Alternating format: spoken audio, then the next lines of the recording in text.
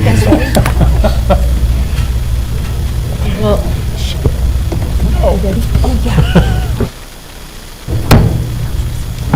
Good evening.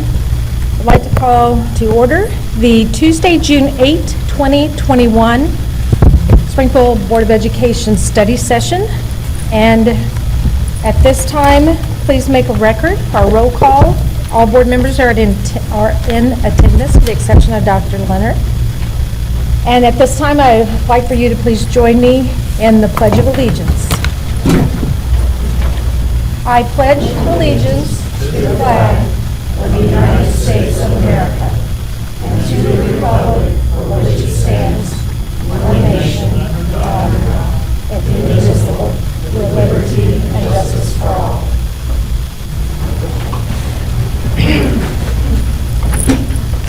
Thank you. So now we'll move to 1.03, approval of agenda.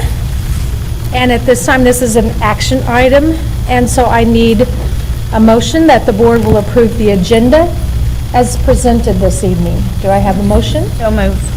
Danielle, thank you for that motion. And Scott just provided a second. So having a motion on the floor in a second, please vote.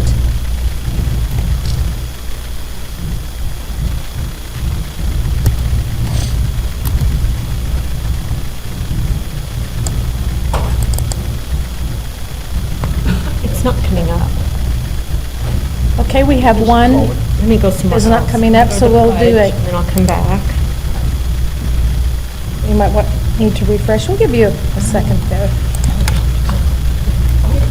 Oh, how did that, Okay. I thought I, oh, that was weird. So Mary Ann, we'll just have you give us a verbal. Yes. Aye. Aye. And do we need to go around? You got it? Okay. We'll wait for it to, there it is. So, very good. Motion carries. So we'll move on now to public comments. That comes up quickly. 2.0. So let me read what most of you are familiar with, but we'll do it again. The Board of Education welcomes comments from the audience about the issues being discussed this evening. It is recommended that requests to speak be submitted prior to the beginning of the meeting. Comments will be limited to 5 minutes for each speaker and would be timed by the board secretary. And one thing that if you're new to this process that might help you is there will be timers on both screens so you can keep track of your time. It is inappropriate to address the board about individual students or individual staff members by name in an open meeting. If you have concerns about individuals, these concerns should be addressed through the appropriate administrative supervisors, either in the schools or in the district office. The board uses this time in our meeting to listen to comments and/or concerns from the public, but we will not comment or engage with the public during this meeting. So, and if you have materials that you want to share, please provide them to the board secretary prior to your speaking, so you may come forward, take them to Kathy or Tammy, and then they will distribute them to us. So, this evening we will begin with Dr. Chloe Ballyard.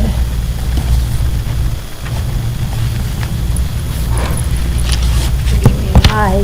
Hi, I'm Dr. Chloe Ballyard. Can you hear me okay? Yes. Great. I'm an assistant professor of elementary education, and I used to teach 3rd grade in SPS. In my current role, however, I work with pre-service and in-service teachers, mostly at the elementary level. My research focuses on preparing elementary teachers to teach in equitable, culturally sustaining ways. I would like to stress the importance of the district's equity efforts related to teachers, administrators, and staff's professional learning plans. When I graduated from college and earned my teaching certificate and later a principal's license in the state of Missouri, I was woefully unprepared to teach underrepresented and under-resourced students in culturally sustaining ways. I would have greatly benefited from a professional learning focus on equity like the one SPS has initiated in recent years, and my students would have benefited too. As indicated by the research I'm familiar with, we know that nationally, K-12 students are becoming increasingly more racially, socioeconomically, and linguistically diverse. In the last board meeting, it was mentioned that 63% of students in this district are underrepresented and under-resourced. 27% are students of color. We know that nationally, the vast majority of teachers identify as white, middle class, and at the elementary level, female, like me. At the last board meeting, it was mentioned that 6% of SPS teachers are people of color. We know this demographic mismatch creates significant cultural and social gaps, contributing to the likelihood of marginalized students' poor performance in public education. More specifically, we know that beliefs about diverse students have been linked to teachers' expectations and treatment of students based on gender, socioeconomic status, and race. Similarly, we know teachers' deficit views of underrepresented and under-resourced students limit students' academic success. And like me when I graduated from my teacher preparation program, we know many beginning teachers feel unprepared to meet the needs of underrepresented and under-resourced students, to affirm identities different from their own, and to communicate with students' families. So what can be done? Part of my research has focused on enhancing pre-service teachers' self-efficacy, or their perception of their ability to plan and execute courses of action required to successfully accomplish a specific teaching task in a particular context. Self-efficacy impacts a number of factors related to teaching and student learning. In particular, teacher self-efficacy is positively correlated with teachers' job satisfaction and retention, as well as student motivation and achievement. One of the ways to enhance pre-service teacher self-efficacy for teaching underrepresented and under-resourced students is to place them with a classroom teacher who models culturally responsive and sustaining practices.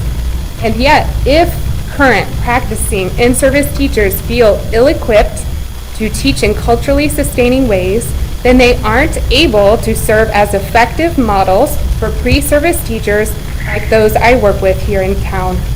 Therefore, it is critically important that SPS administrators and the Board of Education continue prioritizing the district's professional learning related to equity, specifically Strategy 5.1.1 of the district's strategic plan.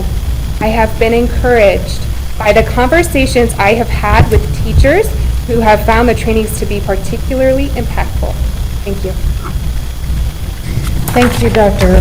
Ballyard. And I forgot to mention when you came forward that you were speaking in regarding our professional learning plan this evening, so thank you.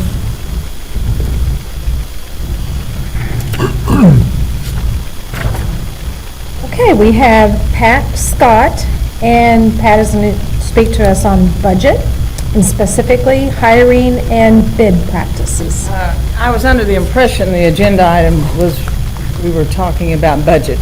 Yes, that is an agenda item. With regard to the last speaker, I couldn't hear everything she said. She was speaking in terms of the professional development plan, which is also an agenda item. I'm here to speak to the budget, which, by the way, probably has already been determined to be passed by this board, and you may be required to do that by the state.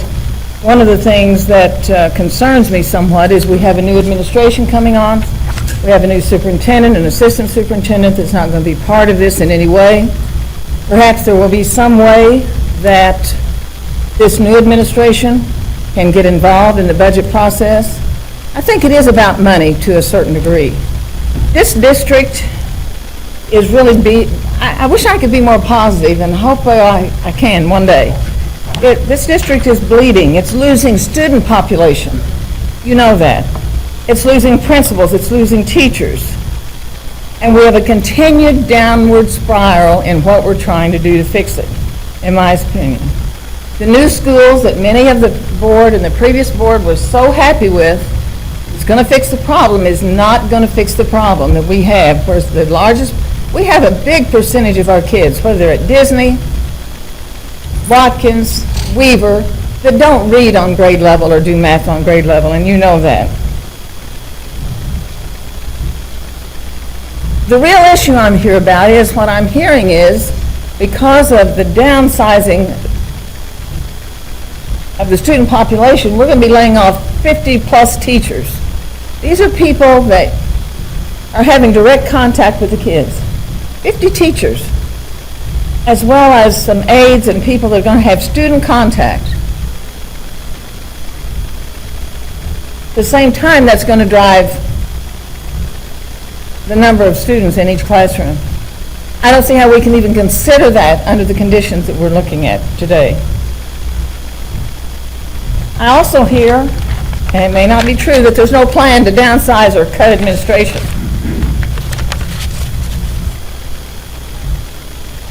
I believe we're top-heavy on administration. How many of you were here when the state of Missouri audited the Springfield school system? I was involved in that.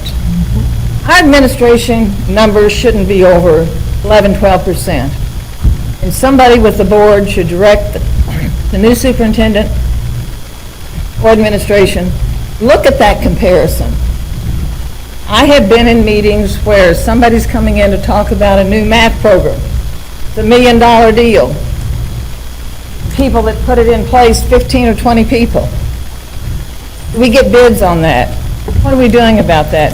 What about the IT and the Chromebooks that were initiated when Dr. Jungman came in? Are we appropriately getting bids for these? And what about the curriculum? It was easy to see a number of years ago when we were buying textbooks to see, are we getting the best buy-in textbooks and the best learning situation for our kids? I don't know how that works now. All I know is we still have Lexia and Dreambox and Reading Plus. Has it been updated in the last 10 years? I don't know. I don't know if you know or not. This audit was performed in 2012 by Thomas Schweik, the Missouri State Auditor. I can't tell you how to do your job. As a taxpayer and someone interested in education, I think I would be using this as a guide now to figure out what we're going to be doing in the next few years. Just a few of the areas, I believe, when these were recapped in this report, I think every one of you could get your hands on this. How many have seen it? I don't know. I know you're not supposed to answer me. Some of the things that were noted, and I'm not saying there's still problems. The big thing was there was to be an internal auditor. I don't know if there is one now. There are some things noted on here that are still very applicable today, and I can see I'm going to run out of time. The biggest thing is getting bids appropriately, employing attorneys for 25 years that didn't have a contract with or didn't have bids with. There's a number of things on the first 2 pages that would guide a board member to ask pertinent questions. And I didn't time myself, so there's several things that I let out of here, but I think it's useful. I'd like to see you have a copy. I'm sure the administration can get hold of a copy. We have another interested party that has some. Okay, thank you. Your time is up. Next to speak to us will be Dr. Sarah Jean Baker. And Dr. Baker is going to speak to us regarding an agenda item, which transportation routes. Good evening. I'm Dr. Sarah Jean Baker. I'm a parent of 4 children. Our children range in ages from preschool to middle school. I have also been an early childhood educator, teaching kindergarten and first grade for many years before I became a school leader at an elementary school. I am now a teacher educator. Tonight I'm here to speak about transportation routes, which impacts the time school will begin for children across the district. It is my understanding from conversations with community members that the pre-K centers will not all begin at the same time, and that 2 of the 3 centers will begin at 9:30 a.m. I'm not sure why our youngest students, most preschool students are 4 years old and turn 5 during their preschool year, are being asked to begin school at 9:30 a.m. Anyone with young children will tell you that young children rise early in the morning hours, often no matter the time they go to bed the night before. And anyone with young children will tell you that young children are at their very best at the beginning of the day. So when school begins at 9:30 a.m. for our preschool students, it's already almost the middle of the day for them, which means certified teachers are not with their preschoolers during the time their minds and bodies are most ready for learning. It is also my understanding from conversations with community leaders that there are actually very few preschool students that have requested transportation to ride the bus to and from school. Less than 30 children between all three centers. In most school days, the actual number of children that ride the bus is far less than that number. Parents and caregivers are not inclined to put their 4-year-old on a school bus. They prefer to drop their preschooler off at the front door. Each pre-K center provides before and after care for their preschoolers. So this looks like before care starting between 7 and 7:30 a.m., and then that official school day starts at 9:30.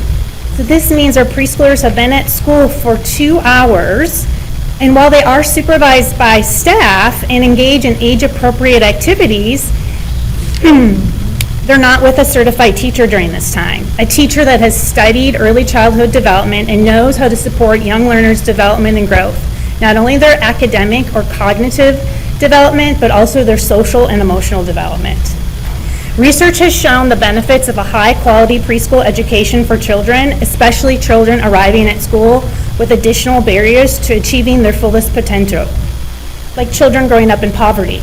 And to be clear, I do not mean that children in poverty have less potential than their wealthier peers. I only mean that they are less privileged. And they are less privileged because they are experiencing poverty, not because they're a part of a culture of poverty. Culture of poverty isn't even a theory based on research. Rather, it's a classist myth that blames people experiencing poverty for being poor, instead of recognizing and changing the structural barriers that keep people poor, like having a job that pays living wages, has paid time off, and benefits. I'd welcome the opportunity to share more about strategies schools can use to erase the opportunity gap, or I'd encourage you to read more from the scholar Paul C. Gorski. Current research even suggests that the long-term payoffs in early educational opportunities are greater than any other single school-based strategy for addressing educational outcome disparities. This means that if we're concerned about the achievement scores of our students, we should be prioritizing and committing to providing high-quality preschool programs in our community for our preschool children. We made that commitment when we built the new preschool center for our community. And now that commitment means having all of our preschool centers begin at 7:30 a.m. Thank you. Thank you. And next, we have Brooke Henderson. And Brooke is going to speak to us on agenda items 4.01 and 6.04. Good evening. In my 21 years of being a distinguished educator, a champion for equality, inclusion, and diversity, as well as an expert in the field of education, I have only publicly spoken about concerns that directly impact and place our kids in harm's way. The first was related to Google and ed tech. Amazingly, that ended in a gigantic lawsuit against Google with the Attorney General of New Mexico. Yes, that was the case from here. And tonight I'm here to speak about the truths and the myths of the mandated critical race theory training known as equity and diversity in SPS. It is causing harm to the district and is causing harm to our children. During the mandatory Zoom in-person training, some of us had it in person, some had it in Zoom. Mine was Zoom. Some in my group were told that as the election was coming up, it was our duty as educators to vote for socialist politicians. It was our duty to ensure that we teach our kids, our students, to grow up and vote for socialist politicians. You can reference the slide on socialism that was in the Zoom training. It is not the duty of the district to tell me how to vote, nor whom to vote for. It is also not the duty of teachers to teach kids who to grow up and vote for. I've seen it stated many times, if our students know a teacher's political choice, we have failed. Not only have we failed, but we've stripped away the rights from the family to raise their child as they see fit.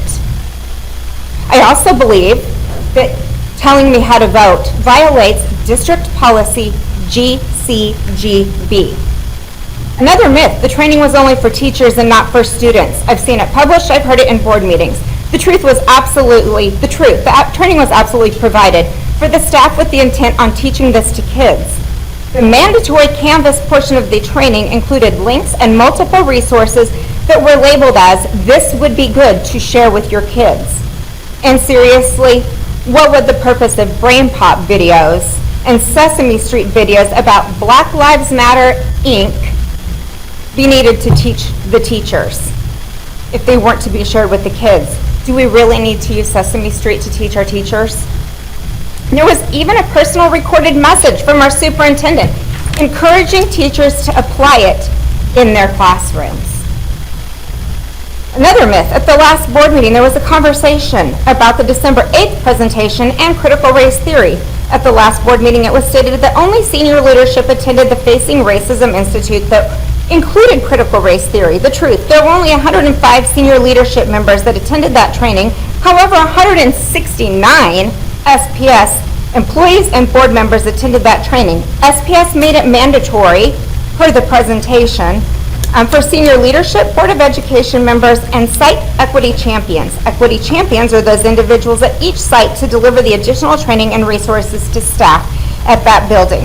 If there were no plans to implement the components of critical race theory into the classroom, then why train the site champions?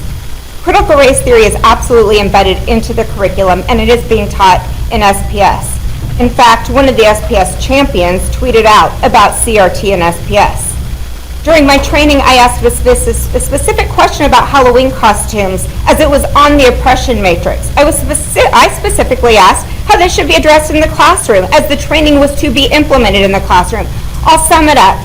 As Halloween was just around the corner, I asked specifically about Disney movies and kids dressing up like their favorite character. The response was to tell your student you're happy that they like, let's say, Moana, and that you cannot support their decision to dress like them, but you'll be happy to help them research Moana. As an educator, it is not our job to shame kids. It is our job to lift kids up.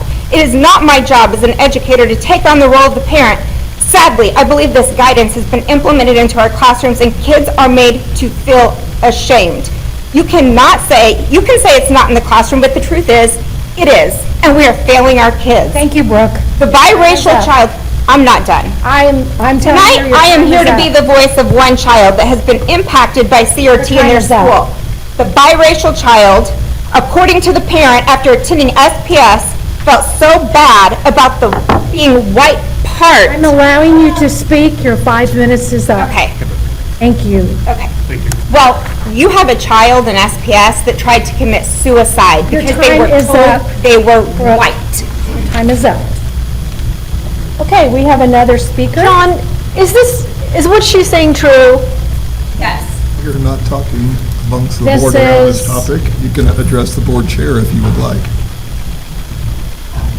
This is public comments, and we cannot answer that. We don't have that information. So at this time, we can have someone provide that information for us later from the administration. Okay, oh boy, Carl, you're up. Carl Hurd. And Carl is going to speak to us just on budget and in general. Yes, thank you. If they give them to them now, they won't hear a word I say. We will be busy reading it. 30 years of teaching. Greetings, board. My remarks are mainly for the school board members. Everybody's welcome to listen. All of the money is a summary of my comments. The proposed budget is huge, way over $300 million. And I'd like to make a statement that human nature has not changed since the beginning of time. We all know kids and some adults that will look you in the eye and say, "I did not do it," when you see their hand in the cookie jar, right? Some examples of this are A lady that worked in the Springfield Municipal Court embezzled over $1 million. She died in prison. An assessor in Christian County did not report all the cattle he owned on January 1. He lost his job. Cafeteria workers in R12 have been fired for missing lunch money.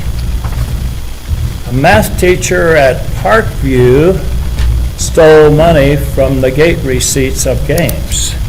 And there are many, many more. So why would I bring this up? 2 reasons. R12 has lots of employees, close to 4,000. Good reason. All these millions of dollars that are floating around. I am not pointing fingers at anybody. I just wanted to bring this up because, and you can finish that if you wish. I just gave a copy of the audit that Pat Scott referred to. I don't know if any of you ever had a chance to read it, but it's worth reading. A group of citizens gathered over 6,000 signatures to force this audit. Now, R12 did not come to the table very willingly. The auditor's office had to threaten to sue R12 to get them to cooperate. Fact. The findings call for an internal auditor. An auditor was hired, but only for a short period of time, a year or 2. That is not the case now. I don't know what you all do, but it's BKD or something.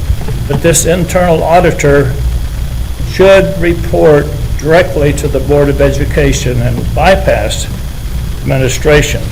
Also, a hotline, a whistleblower hotline, needs to be reinstated, and it needs to go to the internal auditor and not administration. I was going to say that administrators could be vindictive, but that might be over the top, so I didn't say it, okay? Look at 2 things. All the millions of dollars that R12 has received of COVID-19. Lots of opportunity for little extras. Look at relatively new programs like Launch. I don't know a lot about Launch, but I understand there's tuition paid. I'm just saying that's a place to look. I don't know anything. But anyway, you can look for mismanagement, whatever you might want to call it. I would say that citizens could force another state audit. Your diligence and watchful eye could serve as a deterrent to keep some employees' hand out of the cookie jar. I hope this has been informative, and I thank you for listening. And there's 69 pages of critical findings in this audit. I don't have it. Thank you. Carl, thank you for managing your time. We appreciate it. You're welcome. And that was not an interaction. No. It was a thank you. Okay, so we're going to move on from our public comments to 3.01, information reports, of which there are no information reports.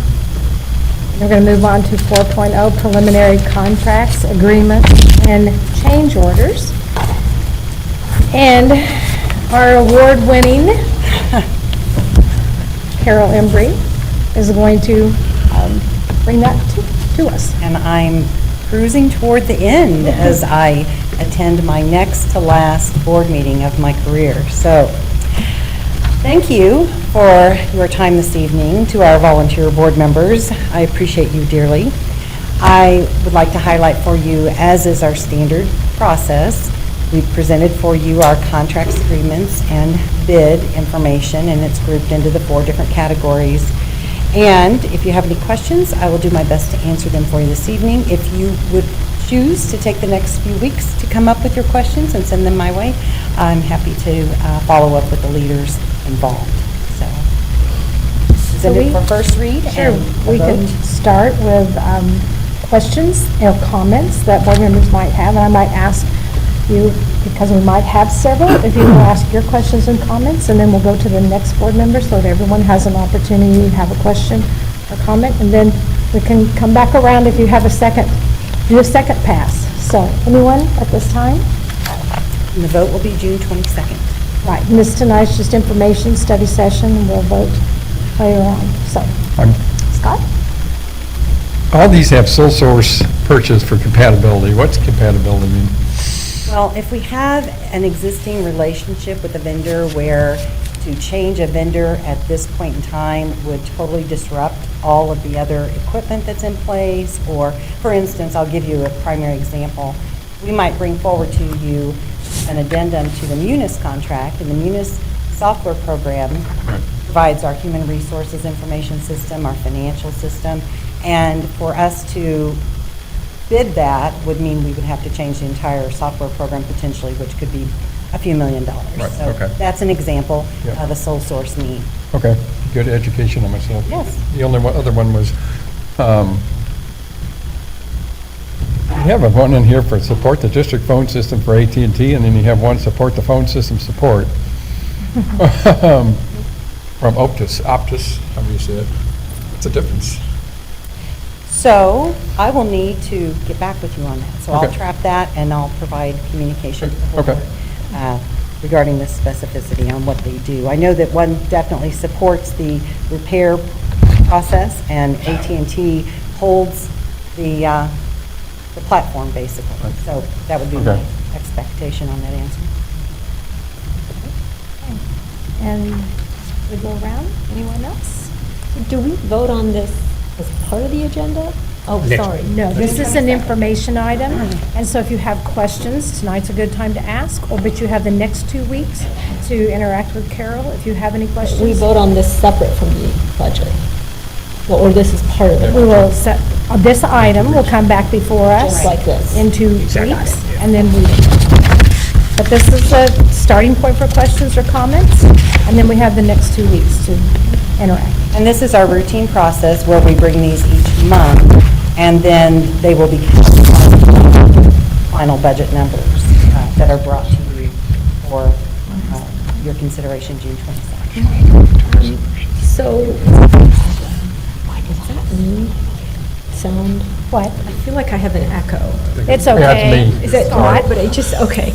He's So- moving, he's doing a little shuffling over here. It's usually me. It's usually me though. So I'm looking at the the larger numbers, and a lot of it is software. And, I look at my experiences, personal and in my profession, where, teachers and books and chairs and tables, they're tangible, they're objects and people, and you know what you're getting. Software, at least in medicine, is this, and when you're not knowledgeable about it, it can become, it's a whole lot of money, and you don't really understand what you're getting. And at the end of the day, sometimes you feel gypped. And it's something that gets put on the computer. Do you see what I mean? And so for those of us who aren't super savvy, it's hard to get your hand, wrap your head around it. And I think it's easy, and again, this is my experience from medicine, Mercy spent $1 billion, and it turns out half of that, so $500 million was wasted. So it's easy to get, the wool pulled over your eyes by various companies, like you're getting this and you don't really understand what you're getting. Is it possible for me and any other board member who wants to be involved to actually sit down and go through what some of these softwares provide? Because they come with huge dollar tags. And I just don't feel that I am knowledgeable enough, have I can't grasp it, and I'm uncomfortable with it, because I feel that we are becoming more and more and deeply entrenched in technology. And I know that this is lovingly referred to by the board president as the dead horse I like to beat, but my concern is, especially now, I was on vacation, I get back, I turn on the TV, and there it is. I guess that's the next big thing that everyone's afraid of, now that we're getting past the pandemic, is cybersecurity. And I didn't realize that American education is one of the things that they want to hit.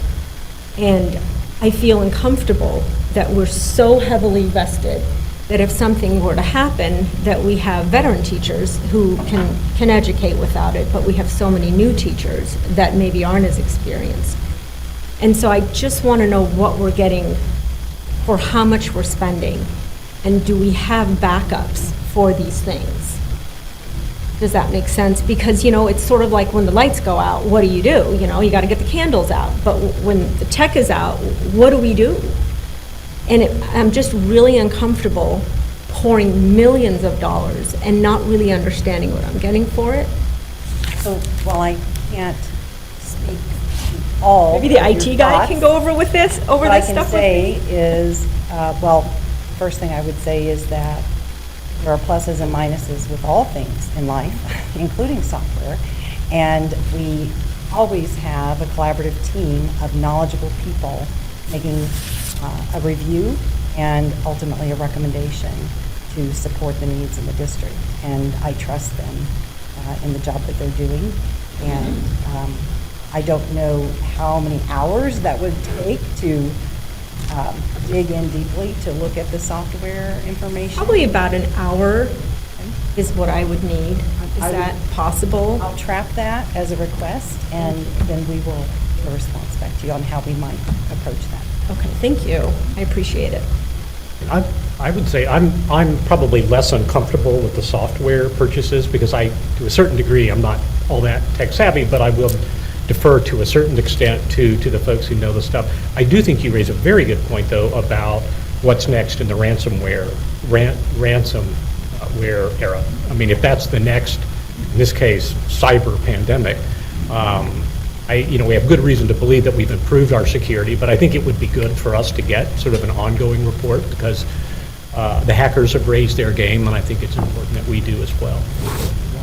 I have confidence that we will, but it would be good to be progressively notified about that.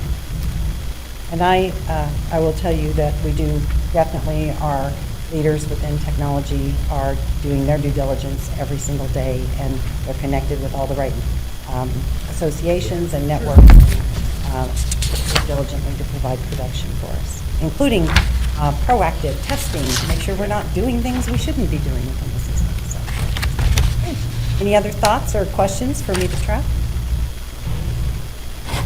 Okay, hearing none, we're going to move on. Thank you.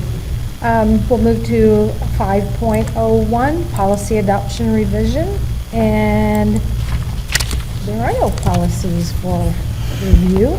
For those of you that know, when we have some time where we have no policy adoption revisions, that means in a couple months we may have a bunch. So we'll take that and move on. Moving to 6.01, transportation route approval. And so we have Dr. Travis Shaw will bring that presentation to us at this time. Good evening. As a condition for districts to receive reimbursement for transportation, routes must be included on the route approval listing and approved by a local board of education no later than June 30th. As you may recall, in October, the initial bus routes are presented to you for approval at that time per DESE requirements. And so what you have in front of you are three different listings. You have the 2020-21 final bus runs, which represents 23 pages of bus runs. You'll see the 2021 Session 1 Explore Extended School Year bus routes, which represent special education routes, early childhood special education, and some blended routes. You also have the 2020 Session 2, so last July, Extended School Year bus runs for also the special education, early childhood, and blended. This is brought to you tonight for as an action item because it is just-in-time information because we've just landed our summer school routes because they started yesterday. And so at this time, we are seeking approval for the final bus routes, including the extended school year routes for the 2020-2021 school year. So questions or comments from anyone? Charles, did I see your, No, I'm just sort of doing the I math. have a question. okay, Sharita? I don't see a key on here for some of these abbreviations. What is MV? It is what? MV. Where do you see that, Sheree? It had a student of just one student count, and I was wondering why it would be a student for I just, believe that is McKinney-Vento. Okay. Which would be. That makes sense. Almost population.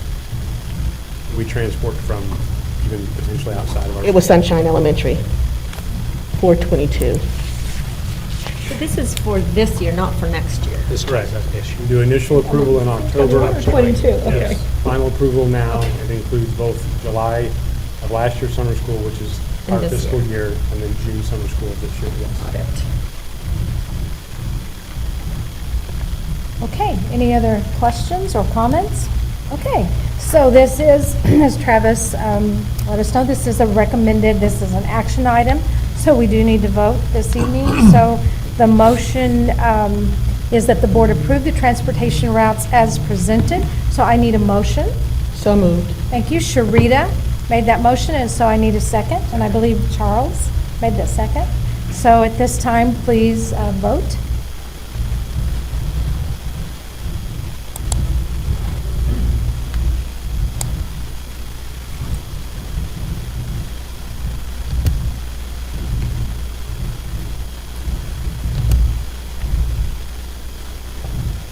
Thank you. Motion carries. So we will move now to 6.02, nutrition services bid, and staying with us. I am. With us. Earlier this spring, an RFP was let for the oversight of nutrition services operations. In the March 23rd, 2021 meeting, the administrative fees were approved for Aramark as the food service management company to oversee those the particular operation. Along with the administrative and management fees, there's also large expenses that the district reimburses Aramark. Aramark takes on all those expenses, the district reimburses those expenses. And so what you see in front of you for your consideration tonight as a first read, it'll be voted on June 22nd, but you see estimated expenses that the district will reimburse Aramark for. So you see food expenses totaling almost $5 million. That would be food to provide for students for breakfast, lunch, dinner, snack, as well as our milk and juice. You see supplies at around $550,000 estimated expenses. Those are things like flatware, pots and pans, food prep utensils, and storage supplies. You then also see salary and benefit reimbursement for staff as well. And so that represents almost $1 million. And so along with that administrative fee, what we are estimating at this time to reimburse for all of those expenses represents $6,852,901. And so these are, again, expenses that the management company takes on, and then they invoice monthly for us to reimburse those expenses. And so we have detailed reports that we receive every single month. So we see all of those expenses, and we see exactly where the money is being spent for the kids to eat. So I'd be happy to answer any questions that you have regarding this agenda item. I have a question. Can you clarify? I think I just don't understand. When you say that Aramark, we're reimbursing them for salary and benefits, who are they hiring? Are they hiring our cafeteria workers? Our cafeteria workers are SPS employees. That's They what I have thought. a management team of 10 that they're operations managers that oversee our different zones. We have our director. They have an individual that deals with pre-introduced lunch. That is the salary and benefit reimbursement that we provide. So that's, the salary and benefits is separate from the administrative fees that goes also to Earmark for? Good question. The administrative and management fees are tied directly to participation. Those are percentage fees that, depending on the number of meals served, they get a percentage back to them, and based on last year, or the last normal fiscal year, which was FY19, that fee is estimated about $328,000. if you don't mind me asking, when we had 2 bids and we chose Earmark, what are some of the variables that are considered in deciding to choose Earmark over another? So cost is a big piece of that. So what their fees were, what their administrative costs were. We look at the quality, we look at the team that they present to us, we look at the ability that they have to get volume discounts, national volume discounts, the relationship that they have directly with our local vendors. As I stated in here, Springfield Grocer, Beller's Fixtures, a lot of those things are, it's kind of a combination of the RFP and cost as well as the qualification. Thank you. Travis, something that hadn't occurred to me before. Do we cap the salary and benefit reimbursement? If those are Aramark employees, right, and we're essentially paying for them. I'm not talking about SPS employees, I'm talking about them. Do we cap that amount, or do we negotiate how many leadership team members there are? I've not been involved in that process, so I don't know if we have done that in the past. I can tell you that their proposal of staff and the other proposal of staff, what they were proposing, was very similar. And we've utilized Aramark for many years, and the amount of employees that they provide for their management has been very appropriate. So, but I don't know if that's ever been done before. Okay. So if I'm understanding correctly, the Aramark gets the administrative fees, but SPS employees get the $997,000 in salary and benefits. That's our employees. Did I understand that No, right? so the fee itself, the administrative and management fee is a percentage fee that's tied directly to participation. The number of meals served to our kids times whatever that percentage fee is that we come into an agreement with, that's the management and administration fee. That's the salary and- $328,000. correct, yes, Okay. the salary and benefit reimbursement is to reimburse their administration that oversees our food service, our food service operation. That's directly related to those salary and benefits. And then we pay our SBS employees In addition to this. through SBS, yes. We have 150-plus food service employees that work in our kitchens. Okay, this is not fair, but just off the top of your head, do you have a rough estimate of how much that costs? Because then that would be the total food I cost. don't, but I can almost guarantee you that Ms. Henry would have that information somewhere, but I don't know what, yeah, I don't know what it's much more than. For just like a fraction of a minute, I thought, oh, wow, so that's all it costs us to feed the kids, and negative. That's not all it costs us. Okay, thank you. Okay, any other questions or comments? One last question. Is any portion of our food services reimbursed by federal government for feeding children from certain populations like Title I schools? The reimbursement rate for free and reduced lunch population is higher than the reimbursement rate for full-price students, yes. Did that answer your question? I think so. Does it cover some of this cost? Simply, yes. Okay, thank you. This is not Thank you, I revenue thought so. here whatsoever. We have, yes, we have revenue. But that revenue Yes. covers, like, Yes, the revenue for reimbursement covers a large majority, if not all of this cost. all of this? Oh, okay, that's good to hear. That's what I was asking. Okay. That's what I was asking. Thank you. Makes sense. Okay, any others? Okay, thank you, Travis. Okay, we're going to move on to 6.03, Professional Learning Plan.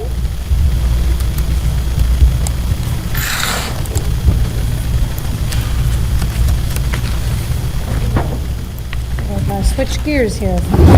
Good evening, Board. It's a pleasure to be with you. I am Dr. Martha Denning with the Department of Learning Development, but more importantly, I'm really here to represent the Professional Learning Advisory and the great work of that group. And so who is the advisory?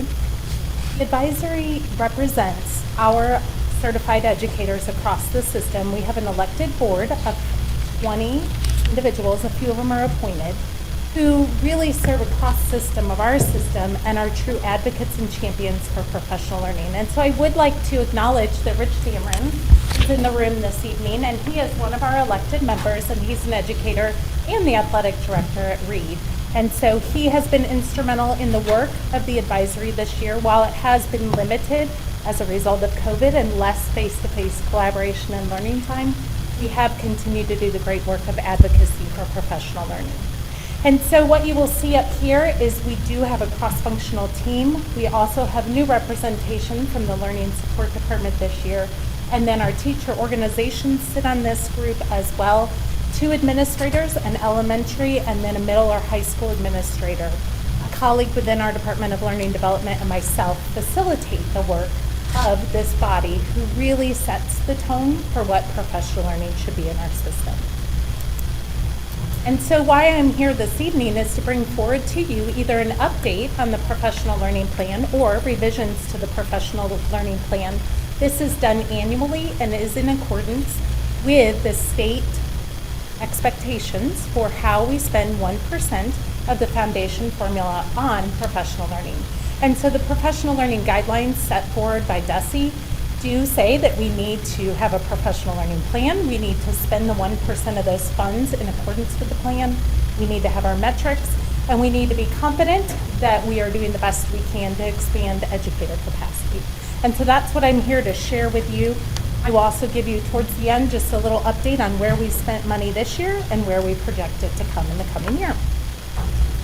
Because our budget, the 1% fund, is substantial, the oversight of that budget comes from our department with the advisory setting the tone of here is where we spend it and how it should be spent. And so the advisory sets the tone for how that moves forward. And the role of the advisory lives in these 3 lanes. It is really the intention to look at multiple sources of data and to think through what is it that our educators need most to move the needle on student learning. It's to develop, update, and measure the professional learning plan ongoing over the course of the year or years. We historically have had 1-year professional learning plans up to 5-year professional learning plans. And the advisory makes that decision based on what's the pulse is, what's going on in the system, what the metrics are telling us. And then the advisory is they're true advocates and champions for professional learning, from district-wide down to job-embedded site professional learning that's happening for all of our certified educators. So I want to bring you this quote.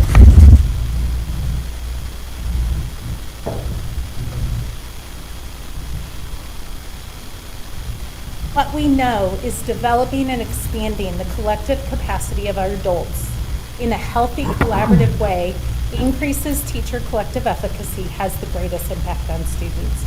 And so the advisory is really intentional about prioritizing resources out to sites to support site action plans for school goals, but also prioritizing resources to develop those that are supporting sites, leaders, and other support roles that are certified as well. This happens, we know the best professional learning happens when these 7 standards are in perfect harmony. And we don't just make these standards up, they come from the International Organization of Learning Forward. And when these 7 standards work well together and drive what's happening in professional learning, we see results. As a system, we've been working hard to continue to develop these learning communities. How is it that we create healthy, collaborative cultures out in our sites so that we can be learners of our students? What do our students need us to learn most? And then we learn it so that we can move the needle. And so it's all of this information together that really drives the advisory's work. If we have high quality professional learning in place with highly effective collaboration, we're increasing educator knowledge and skill with the goal of increasing educator effectiveness, which the end result should be student increased achievement. So the PL advisory under our facilitation recognizes the key importance of really having coherence in our system. And so the professional learning plan is set to be in alignment with the strategic plan in our system. And the PL plan that I'm bringing to you this evening most aligns to focus area 2, which is our empowered and effective teachers and leaders. And then at focus area 5, equity and diversity. And so you should have the professional learning plan before you. What's important to note is there's an overarching goal that we set forward, and that's because this plan is really meant for 1,800 plus certified staff and a lot of leaders. And so we have a big overarching goal that's really about how do we positively impact the school community. And we do that by increasing capacity through strategies, skills, and concepts. The school community term was very intentional in the conversation with the advisory on what is the language that we need to set our direction on this plan. School community meant a lot to that elected body because it's about our stakeholders, it's about our families, it's about our students, it's about our colleagues, it's about all of us. You're all part of that school community, and how do we continue to positively impact that climate so student learning is at its highest? Within that, we do use multiple sources of data to set the course for some sub-goals. And so the 3 sub-goals that are before you on the plan are academics, climate and culture, which can be down to the classroom, up to the school, and throughout the whole system, and then also equity and diversity. Now, if you look at the professional learning plan before you, starting on page 8, outlines each sub-goal, and within each sub-goal shows the alignment to the strategic plan, educator growth standards, our evidence of need based on the multiple sources of data. Quite a few of them are teacher perception through the annual professional learning needs assessment, and then action steps. The action steps are intentionally broad because what we do is set the course that then our 50-plus buildings are setting their own school action plans for how they're going to move the needle on student achievement. And so we set kind of a broader course for then sites to move within there. What we know is that we have multiple sources of data that have been presented over the course of the last year through focus area updates, through different surveys, that these are 3 areas that we need to continue to improve upon. The advisory wrestled with this idea of, do we do another 1-year plan? Do we go to a 3-year plan, a 5-year plan? And that group decided a 3-year plan felt like a little more opportunity to start seeing movement on these numbers. When we renew a 1-year plan each year, we aren't quite making the progress we want. And so with each of these metrics, our goal is over the course of 3 years that you would see a 10% gain in all of the metrics, but what we know is that's highly fluid. It's not going to happen in a static movement, and we will come to you each June, as expected through the DESE standards, to provide an update on where are we, what are we doing along the way to help continue to make improvements in each of these areas. So with the professional learning plan in front of you, this is really our compass point north for spending. And so on the screen, you will see the funds that we spent on professional learning through the 1% this past year. And the number's not attached, but percentages here. It was roughly $450,000. Notice about 75% of it's going back into teachers' pockets. Our advisory are tremendous advocates that if adults are doing learning beyond their workday, they should be compensated for it. If they are a mentor or a champion for others in their site, there is compensation for that. In addition, we put about a quarter of it out to sites for sites to then use to work on their professional learning needs in accordance with their staff. We would love to push more out, but sometimes it's hard for sites to spend that money. So until we exhaust that whole portion that goes out to sites, we've kind of stayed at roughly the same amount that goes to sites. But sites can always request more through our department if they have needs that need to be met. And then additional resources for growing and professional learning. So this is where we've spent the money this year. In May, Ms. Embry updated that there was a budget amendment that happened according to this specific account, all due to COVID and pandemic issues. So Dr. Thomas Tate, at that time, you asked a question. Did we actually do less for our teachers? We actually did not. We continued to, even though the amendment happened, we still hit at least 75% of those funds, or very close to it, and spent those out to teachers. And so we continued the course with professional learning despite a pandemic. What you will see on the next slide This is where we're projecting the money to be spent next year. It won't be until the foundation formula rolls in July and we see our 1% to know the total amount, but it's usually between $550,000, $650,000. Notice the addition here of substitutes and travel. It might look new, but if you had looked at this graph any time prior to a pandemic, it would have looked very similar. And that's because we understand some job-embedded professional learning requires teachers to pull away from their students and have subs and do some learning together. Some professional learning requires traveling to another district, another system, a conference. Because of the pandemic this year, we put a pause on both of those. And so as a result, more money went to teachers. Actually, that's not really true. Probably the same amount went to teachers. We just didn't spend as much because there was not the money spent for subs or travel this year. So going into next year, this is where the advisory would say approximately how we will spend our funds to continue to grow our educators' capacity. What we do ask is in all fund expenses that they align to the professional learning plan or your school action plan, the strategic plan. So again, trying to create coherence in the system that we are all working in the right direction and we're putting our resources where they belong. And so with that, I wonder what questions you might have. I do want to make one note that I forgot to mention earlier. On the organizational procedures, there was a slight amendment that the advisory made this year. Due to the advisory not operating in its full capacity, we suspended the annual election. We typically, membership is a rolling 3-year membership, so we typically lose a third of the membership every year.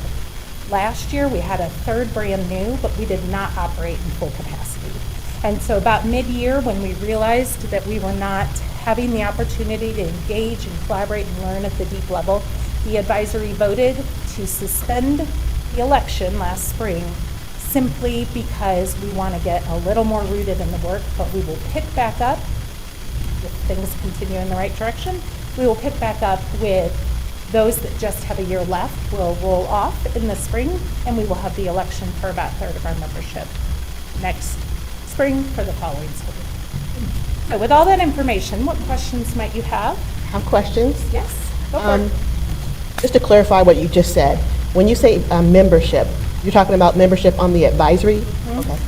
So that slide that shows, like we have some middle school representation, early childhood, choice programming, high school, about a third of those individuals have just finished their second year. About a third of them have just finished their first year. Once they've served the full 3, they can run for re-election. Application process is open for anybody certified, and then the election happens in the spring. Thank you. Yeah. So I have several questions. First of all, I think, professional learning is very, very important, but I need some clarification from my understanding because I come from a different background with speech pathology. We work a little bit differently. I don't know if it's the same way that teachers work when you're certified through the schools. So when you say that the money for teachers goes back to the teachers, does that mean that you individually, teachers request funds from you all to go to conferences or to do a certain kind of workshop, or et cetera? So that would go under the travel, really back to teachers. An example, our early career teachers are in a program called Step Up, and they do additional learning and coaching outside of their school day. So at the end of the year, they are paid a stipend that's on our stipend schedule, additional funds for all their extra time. Because what we recognize is if you're sitting down with a coach after school, that's really beyond your work time, so we're compensating for you. And it's a rate of $17.50 an hour, which is what's approved on the salary schedule.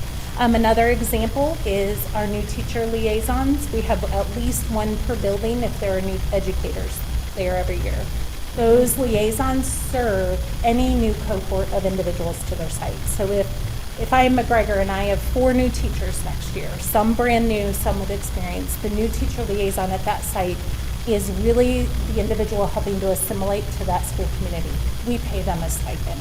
In fact, we just turned in about $165,000 worth of stipends to finance that will hit this budget by June 30th, that will be in teachers' checks at the end of this month, for the time that they've been doing to professionally learn and support others beyond their workday. So does professional learning, as it falls into this category that we're talking about, does continuing education for maintenance of your certification, does that fall under professional learning? Indirectly, yes. I think this is very above and beyond. Thanks to the way that our calendar is structured with our professional days, we have a lot of professional learning time built into our calendar.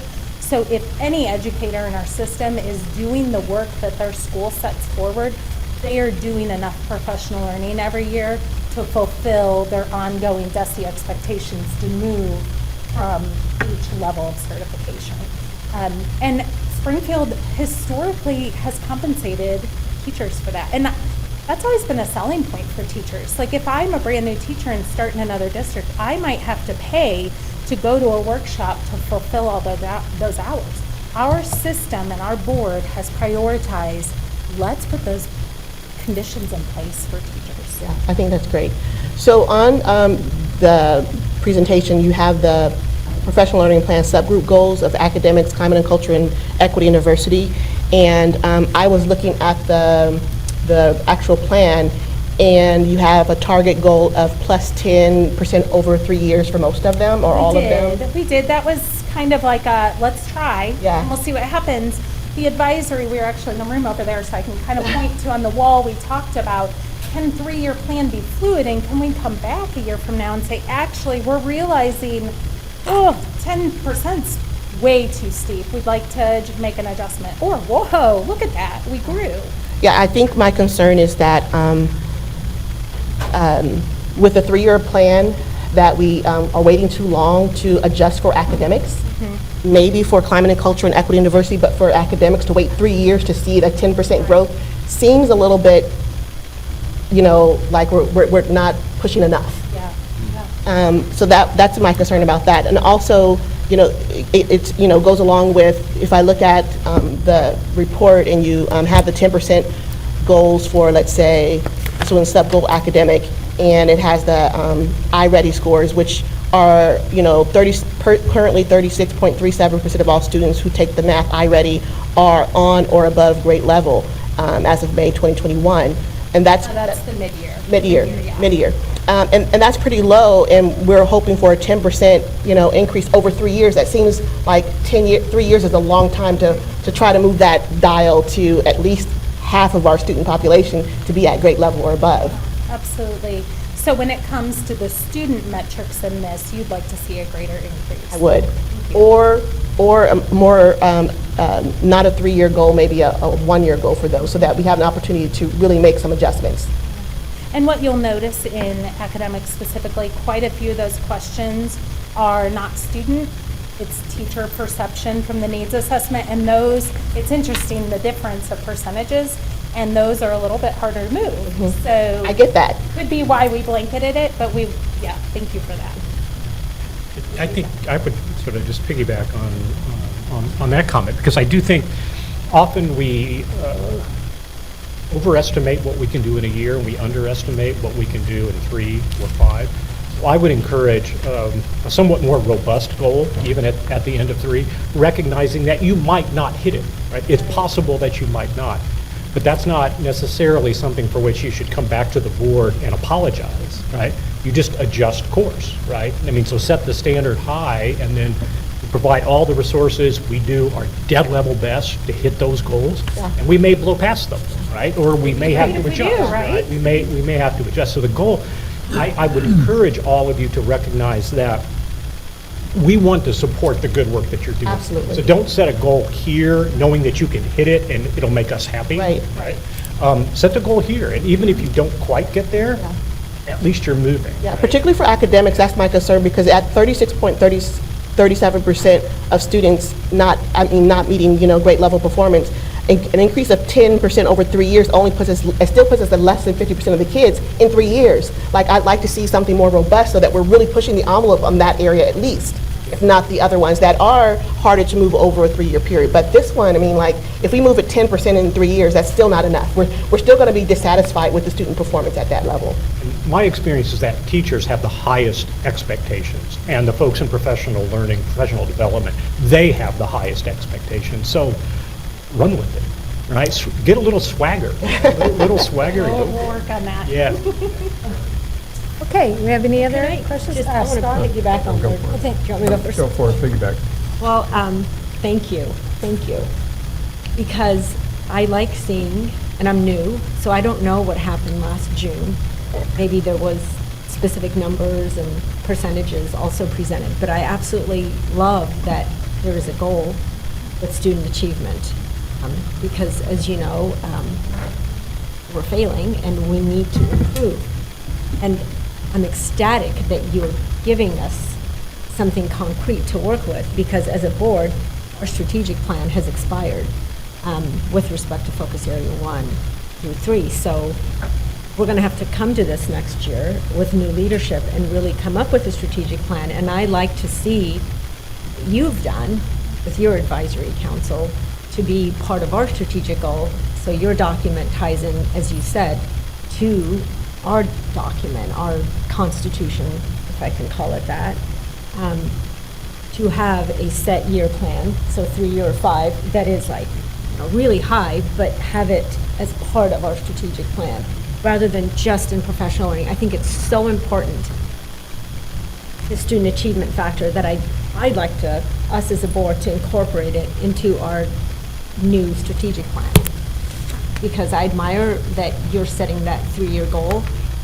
If we can hit, I know it's not good enough, but hey, 46% is getting closer to where we want to be than 36%.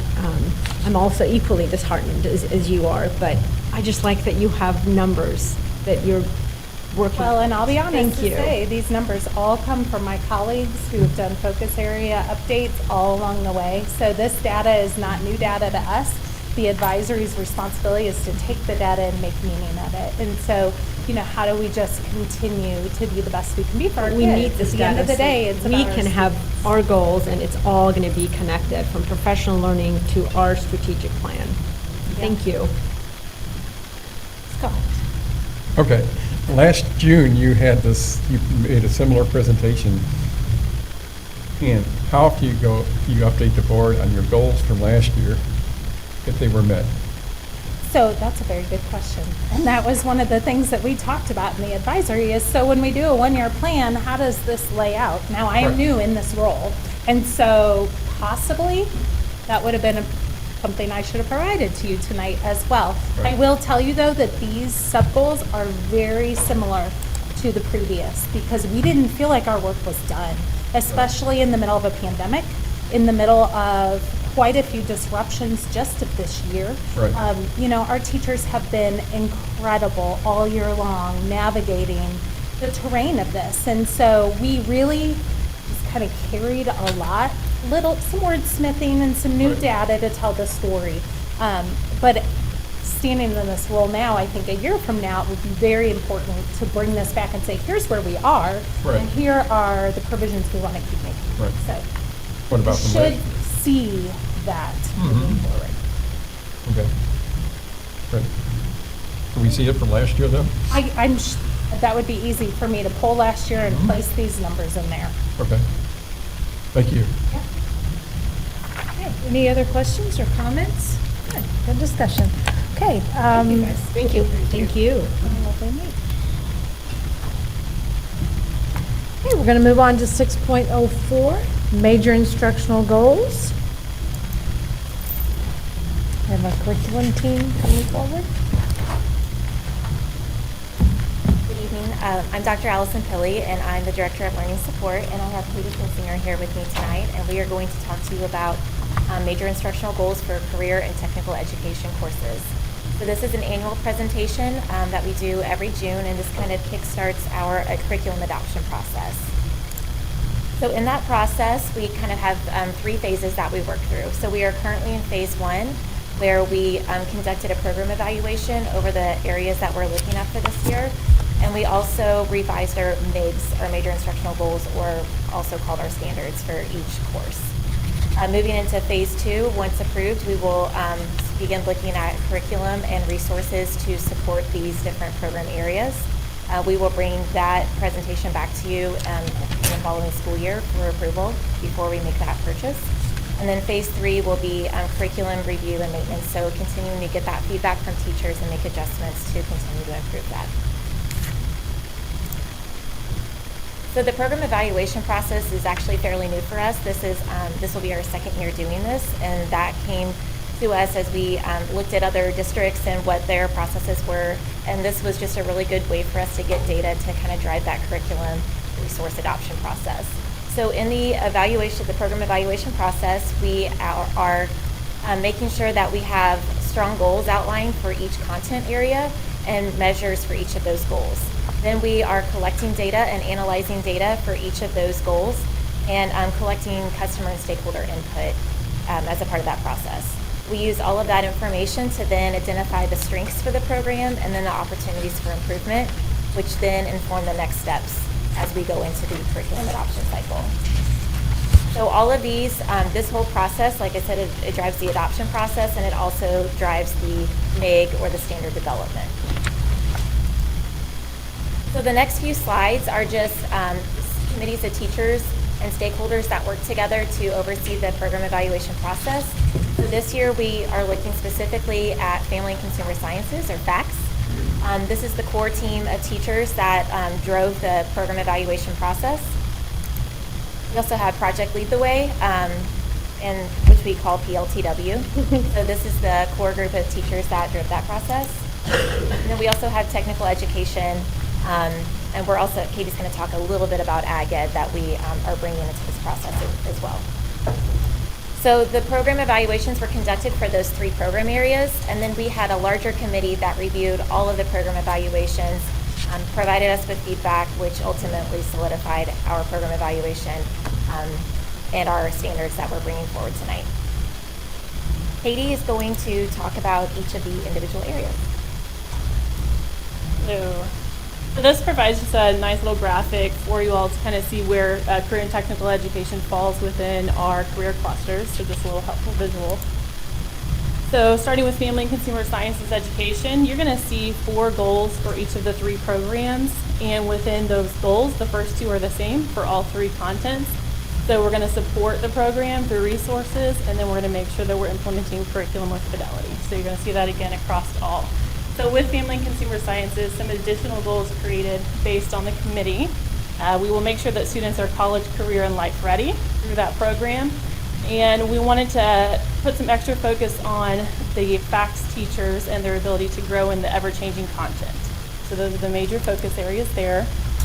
We reviewed, had several meetings with our committees, and outlined our strengths and then our areas for improvement. And those are the things that are going to continue to drive our work with the curriculum adoption, as well as what we utilize to come up with the 4 goals for the program moving forward.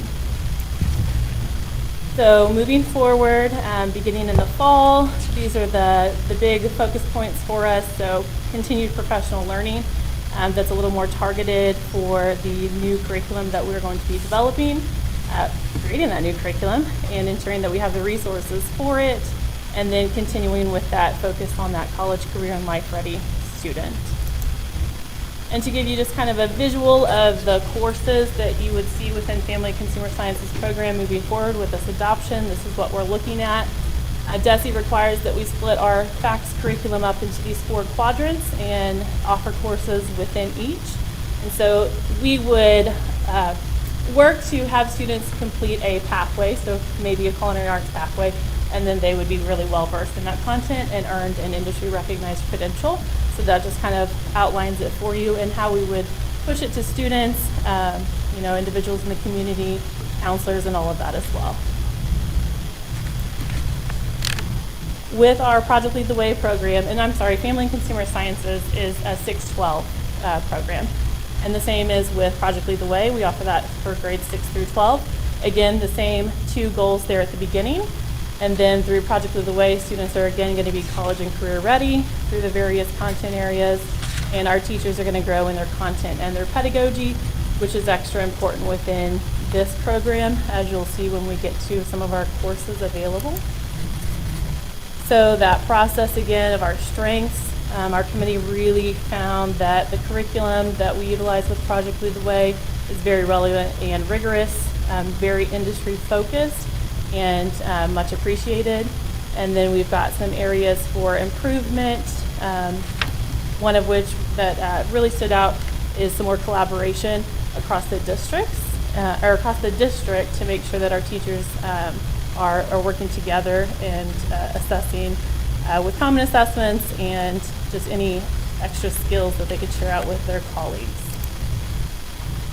It's going to be very similar for all three of these. Our next steps, we're going to work on our curriculum as we go into the fall. We're going to develop some systems to make sure that we're tracking our EOCs and our concentrators and our CT certificate earners. And so that's what we'll look forward to when teachers are back. And then a visual for our 6th through 8th grade Project Lead the Way program. These are the courses that we have available, and it varies per building what we have. And then this shows you our high school courses. This is again separated in pathways with biomedical, computer science, and engineering. And then we have technical education, and sorry, I'm going to read it from here. Same 2 front goals, and then students are college and career and life ready. And then teachers, we're really working with our industry connections to make sure that we are preparing students for the workforce within this program. So strengths, it's a great hands-on program, and lots of students really focus on, having that class to learn some life skills within. And then our area for areas for improvement, a lot of that focuses back to making sure that when we say that we're preparing students for the workforce, we are aligned with what the workforce currently needs and will need in the future. Next step will be developing partnerships before we really focus on that curriculum, because we want to utilize those experts in the community to guide us in what it is that we need to cover within our content. And then a visual of our courses that are offered with Tech Ed. You've got a variety there on the left-hand side, and then Ag Ed is something that we are transitioning to at Hillcrest High School. So Tech Ed will not be there.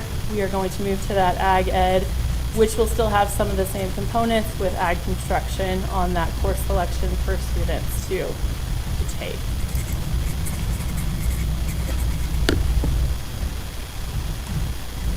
So just to wrap up our discussion, I mentioned the 3 phases at the beginning, but this was definitely phase 1, going through the program evaluations, using the data, identifying our gap areas and our next steps, identifying the standards that were linked in the slides for you by course.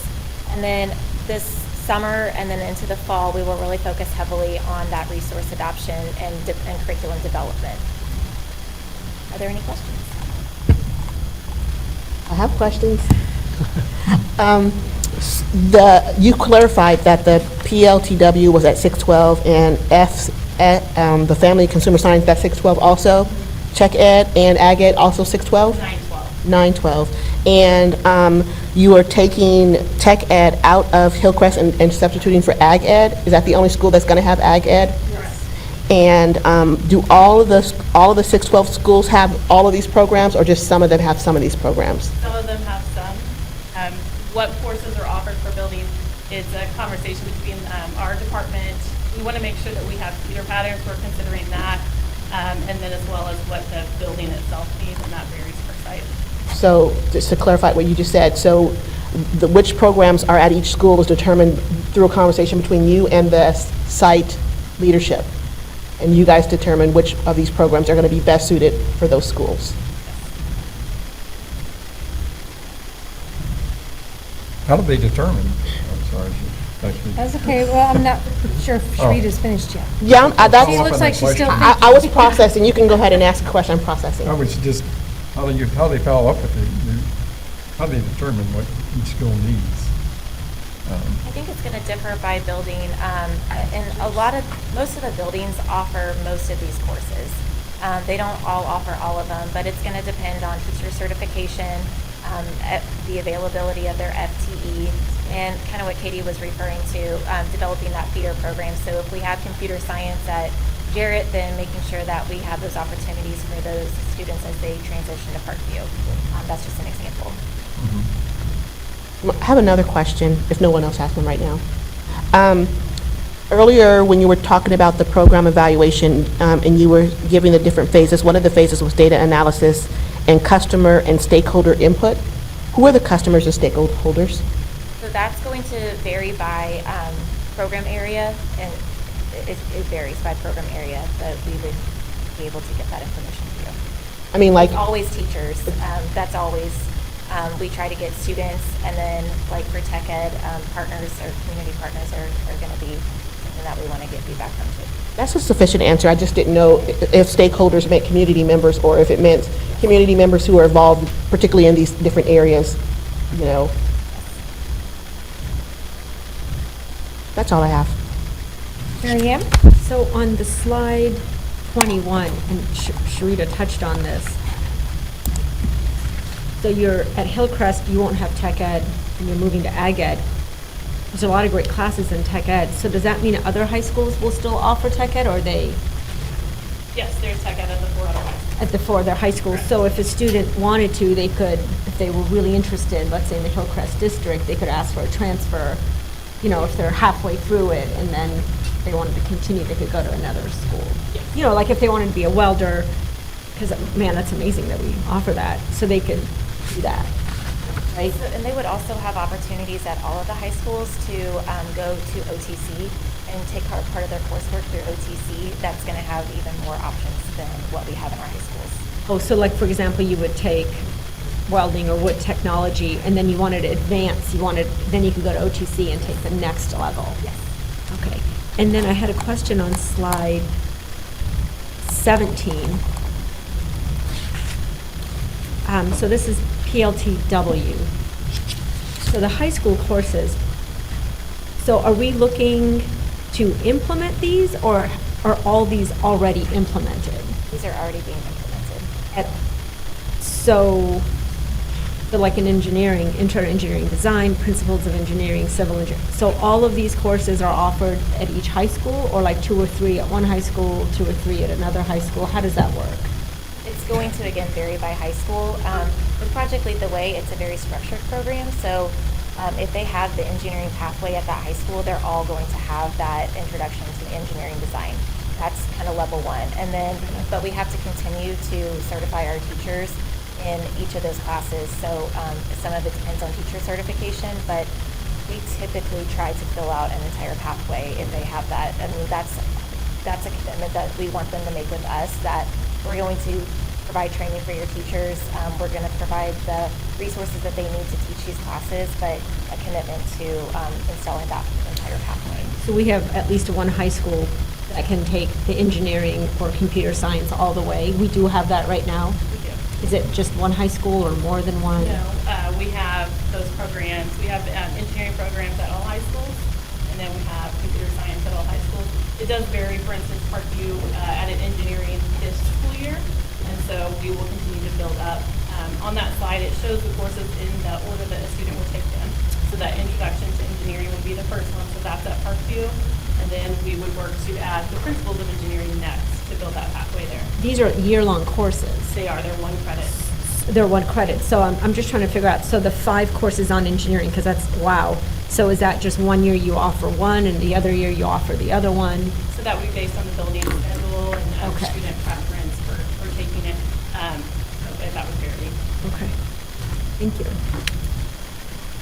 Any other questions? And Allison, I have a quick question. So today I wanted to look at some of the MIGs, and so when I went in and clicked into specifically to look at the major instructional goals, it said that I needed to get permission. So will you give me permission to look at some of those? Thank you. I was able to look at one just now from here. That would be from home. Okay. Oh, sorry, we have another question. Scott? You mentioned OTC, which I just love. You have a partnership with OTC, and I understand. And people, our students could go to OTC, but do we provide transportation for them over to OTC? Do they have to get their own transportation over there? And how many take advantage of that? We do provide transportation for students to go to OTC. They either enroll in it's a half-day program, so they would attend for an AM session or a PM session. And this year, I mean, I can pull the numbers for you to let you know how many students attended this year and in which programs. That's great, because I just, tech ed is so important, so. As somebody who spends a good part of his day near OTC, I can tell you there are a lot of buses that come in. Right. Great, that's awesome. And now with the new workforce or development or center going up, make it even better, right? Okay, that's all. Absolutely, great, okay. We're just sitting here in awe because we didn't realize it was a hot link. Do the students know about Oh, yeah, it's a hot link, but then it takes you there and says you need permission. It's open for me. Yeah. You couldn't Well, it do is You here. have to- Okay, but not at home. Afternoon, right? We'll now have it at home. So students are able Legs to are take great. classes at OTC their junior and or senior year. Some programs require or ask that they take it both because it's a 2-year program and some are just So it's a 2-year Well, program. that's for OTC. That would not be for any of these Okay. on this presentation. So when you go to, you said there's morning and afternoon, so it's a commitment to more than one class at OTC. Well, the way that it works, you earn more than 1 credit hour when you attend, so you're earning a chunk of hours. Even while though it's you're over one there. class? Yes, because you're really going in depth. You know, okay. you're leaving OTC with some certifications. You know, hopefully you can get started in the workforce right away. Oh, I got it. And then do students learn about these through their counselors? How do they know this wealth of opportunity they have? Yes, so counselor education, they hear it from counselors. It's provided in the course description handbook. The OTC options are listed there. Often OTC will come and visit sites and share information With the about students, it. so then the students know. Okay. OTC sends home, stuff to houses about it. They host do? open houses. Yes.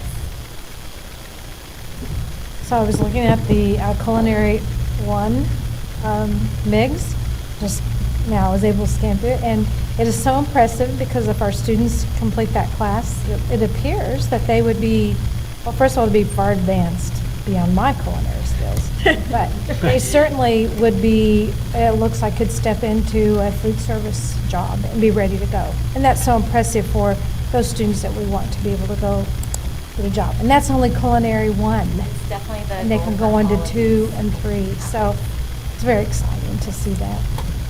Because it's jobs for kids. So, okay, good. Any other comments, questions? Okay, well, we appreciate that, and you'll be coming back to us in 2 weeks for approval. Is that correct? Okay. If you have any questions that come up What after are we you... approving? Nothing. Yeah, nothing tonight. No. In 2 weeks, you're coming back for approval. For approval of what? Of the standards. That we approve the major instructional goals, so then they can move forward in their process. So I need to go, okay, so can you give me access? She's going to give everybody Oh, the okay. board. I'm like, what am I approving? Okay. We're not approving anything this evening. This is information. In 2 Now, weeks, And then and then if you have questions, please, let administration know that you have questions. I think you'll be very pleasantly surprised with some of the major instructional goals for these courses, so. Okay. Anything else? Okay, moving on. Now we will be moving to 6.05, Benefits Renewal. And Ms. Emery. I am back. She's back. Yes. So this is a standard recommendation. We do this each year, and most often in the month of June. We provide the information for you for first read, and then we will ask you to consider it for vote at the June 22nd meeting.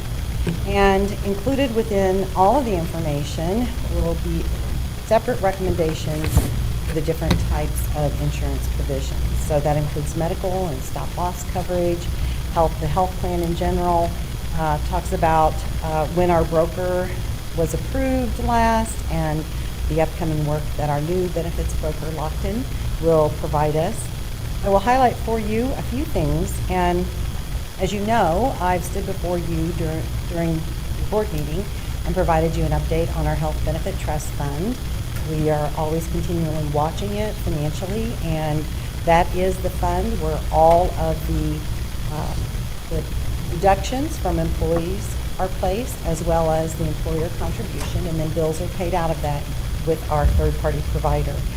And the work that our current benefits broker performed indicated that Technically, we should be recommending a 1.6% increase for our health insurance effective January 1 of 2022.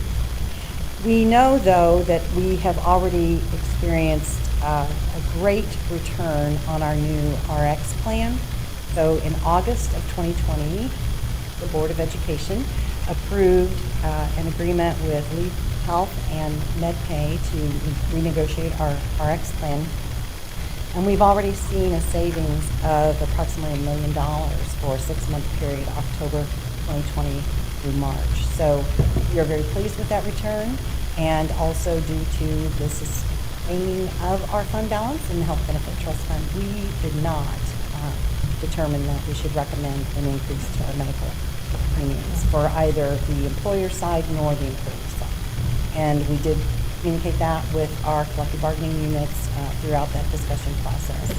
We'll continue to watch our Health Benefit Trust Fund moving forward, and also the Human Resources team will continue to manage all of the work that it takes to deliver these contracts. You'll also note that the continuing coverages are provided for you. That way you have a one-stop place that you can go access anything relative to our medical information, our health information. It's included here, even though some of those approved June 25, 2019 have expirations into the future for December 1st, or rather December 31, 2022, or January 1, 2023, a variety of different expiration dates on those. So if you have any questions for me, I would be happy to answer those. I would also be accessing our Human Resources team and also potentially our broker for any specific questions. Otherwise, you will have 2 weeks to consider this and further process it and provide us with any questions you might have. Thank you. At this time, any questions or comments for Carol? This is a lot of stuff, a lot of details. Sure is. But it's so extremely important to our staff, the benefits piece and what we're trying to do, keep costs to staff. I didn't mention, it is posted within there that the national average increase on medical premiums is 5.8%, so a 1.6 is phenomenal. I'm pretty pleased with what I see here, with our ability to maintain our funds well enough that we don't have to make that increase for our employees right now. Really, really big. Okay, anything else? Okay, we'll move on. And we're going to, I will ask the board, does anyone want to take a short break at this time? Scott's saying yes, he would like a short break. Yeah. Okay, We so launch into the budget. yeah, let's just, Yeah. before we get into the budget, dive in. So we'll just take a quick 5-minute break at this time. We'll be back at 7:14. Is that there are items included within this recommendation that the board may have already approved. For instance, the transportation expansion recommendation is one thing that was approved February 9th. And in order for administration to do their due diligence and work through all the complexities and logistics of a recommendation, we need that advance approval, and then we include those items within the formal budget recommendation that you consider in the month of June. So we'll start the process. Our budget must be approved by July 1 of each year in order for us to have an operating budget. That's a statute of the state of Missouri. And this evening, we'll talk about the process a little bit. We'll certainly highlight the revenue primary changes for operating funds. We'll talk about our expenditure priorities that we set in identifying that which we would recommend for your consideration, and then highlight the total changes for operating funds, as well as take a look at other funds, debt, capital, bond, health benefit trust, and go caps. So you've received presentations throughout the past board meetings, but we are closer to landing those planes, and so we have some official recommendations on those. You know that we've explained, we meet with our leaders beginning in January. We start the presentations here, but we're also reviewing all of the general ledger codes, all of the expenditures, all of the revenues, to make the final recommendation and highlight the changes for you.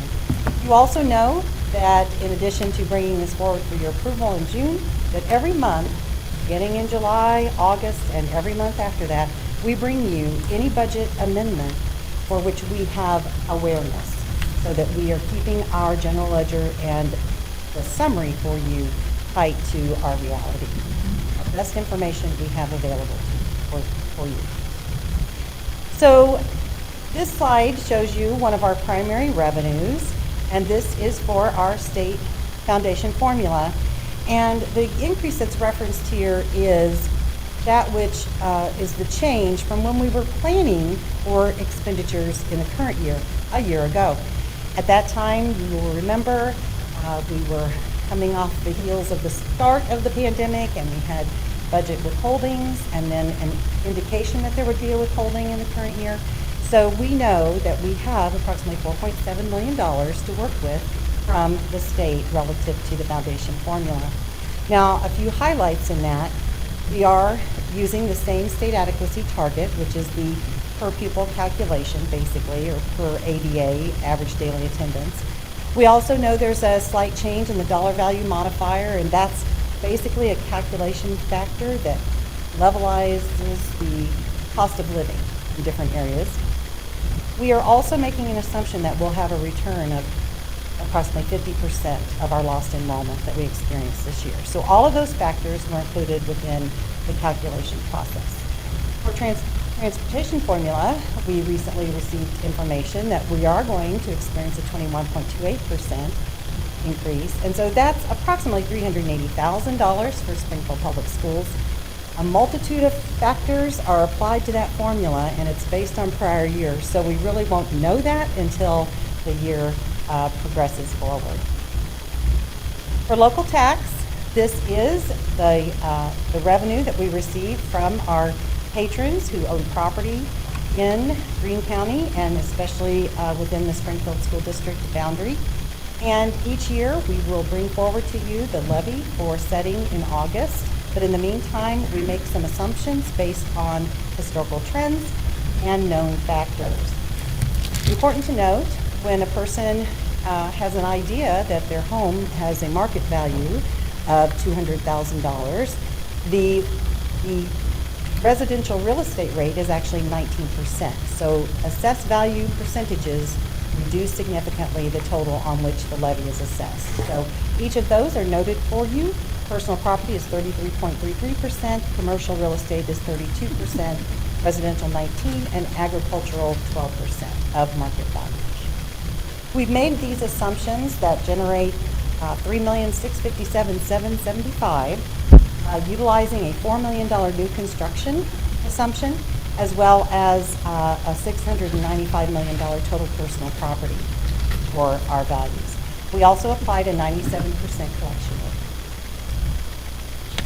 For Proposition C, sales tax, we are estimating an increase of $593,061. And again, that's using WADA, or weighted average daily attendance data, and it is typically based on the prior year.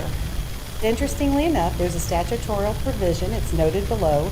We have an excerpt of that. Missouri Statute 163.021 indicates that if there's been a pandemic or an infectious disease, then we can take a look at the previous Foresight. WADA. Yes. All right. Sure. So thankfully that's in place, because otherwise I would stand before you and tell you we were going to have $1 million reduction. Sorry, that would have been a $1.5 million swing there. Conspiracy theories begin. So that's great news. Proposition C originated in 1982. It is a 1-cent sales tax, and it benefits schools and highway funds. And what happens is it's a local tax, but it comes to us from the state of Missouri. So statewide, all that revenue is collected, and then it's dispersed out based on your weighted average daily attendance of the prior year, typically. Okay, so those are our primary revenue changes leaning into FY22. Now we'll take a look at our expenditures. We have shared with you in the past our priorities, and we typically had 4, numbers 2 through 5. Taking care of our people, taking care of our under-resourced and underrepresented students, ensuring that we are providing instructional supports for classroom impact, and also supporting our current initiatives and programming. And it was last year that we stood before you and indicated that we also believe that maintaining staffing levels for instruction consistent with historical classroom ratio levels was a very high priority for us. And you know, as we leaned into the current year, we had maintained all of our staff based on full enrollment, and that did not come to fruition. So our executive leadership team identified the priorities, and those are before you now, so they replicate last year's recommendation in prioritization. So we'll talk now about those budget priority categories. So first about our team, so that's number 1 and 2, maintaining levels and also taking care of our employees. For a budget priority, again, we want to maintain those ratios, and we also want to keep a competitive wage. The estimate for a staff, for eligible staff, is $3.35 million. And for your context, we're providing you that the estimate for a cost of living increase at 1% would be $1.95 million. We do employ 3,800 people in this system. We are a large employer. All of these figures include the match for taxation, which I referenced that, meaning retirement match or Social Security or Medicare match that's required. As is our practice, we'll bring you the full collective bargaining recommendations at the June 22nd meeting, and we will also include within the final budget the amount necessary for those agreements. I shared just a few minutes ago that we are not recommending a benefit increase. However, we did have that benefit increase that went into effect January 1 of 2021. And so this represents the $426,390, the last portion of the year. So the July 1 through December 31 costs that would be part of this fiscal year. And then we will be on a like basis in terms of our anticipated costs. So that amount is factored in. We have also been working diligently on a stipend calibration, and I very much appreciate the efforts of our Director of Athletics, Josh Scott, our Director of Learning Support, Allison Pilley, and our Director of Business Services, Kara Stasel, for their work in that. This is from the compensation study recommendation to the board, June 2019, and it is the last primary recommendation. The primary factor, I don't have it on this screen, but part of the recommendation indicated that on average, we are approaching 7% lower on our extra duty pay threshold than our peers. And primarily, though, they recommended that we perform an evaluation of all stipends and make sure that they are being appropriately paid and develop some form of methodology that would assist in placement on the salary schedules. So the team has worked on a point structure. All employees who had received a stipend when we first started this work, which was pre-COVID, they filled out documents to indicate how many student hours they might have involved, how much additional time during the week beyond their contract day might be required, what about weekend work, and how many adults are supervising the people, about equipment and materials management, and also any kind of professional development that was required. So all of those factors were considered and a point structure was allocated. We're anticipating approximately $1 million.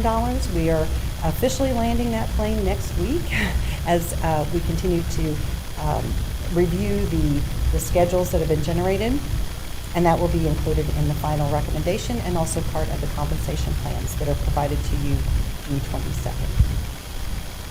For under-resourced and underrepresented students, we have a recommendation that we would add a position or a full-time equivalency, an FTE, for a Wonder Years instructional specialist. This person would support our teachers and also leaders in collaborating and ensuring that our students are receiving all the supports they need, both academically and socially. And this is part of supporting our comprehensive expansion of early childhood that we were able to implement in our district for a 3-year period. We grew from approximately 400 to 1,000 seats available for students, and so this would continue that support and prepare those kids for that kindergarten learning. Also under-resourced and underrepresented, we are recommending a school community liaison position, and that position would be providing that community support, culture enhancement within the school building, and also instructional leadership as well. So this person works with parents and with students and the people in the building to help take care of the kids. Supports for classroom impact. This first slide provides you with context regarding our projected enrollment and class size. And so you can see the FY21 decline of approximately 1,512 students. We have broken down for you that of that, 289 were identified in the superior area and 1,223 in the elementary area. For FY22, again, we are assuming a 50% recapture of those lost students, and that results then in a projected September K-12 student count of 23,579. So we know, based on the data, that we need to apply some reductions to our staffing. And those reductions will absolutely be handled through attrition within our district, meaning these are not layoffs, these are not reduction in force situations. This is where we are right-sizing based on the enrollment data and our assumptions, and we need to reduce 35 elementary teachers and 14 secondary teachers. To provide you context, it's not unusual in a district this large that we would have between 150 and 180 resignations or retirements, whatever the case may be. I believe in May, our number was at 125. So as you can see, attrition is not a difficult task for us to manage this. There will be staff shifts between grade levels and as necessary at the middle and high school levels as well. And we'll continue to review that class size and add FTE. That's our normal process. So especially for our new board members, our executive directors of learning, both secondary and elementary, watch closely and work with the leaders to identify any hot spots that might trigger adding a teacher so that we can support students appropriately.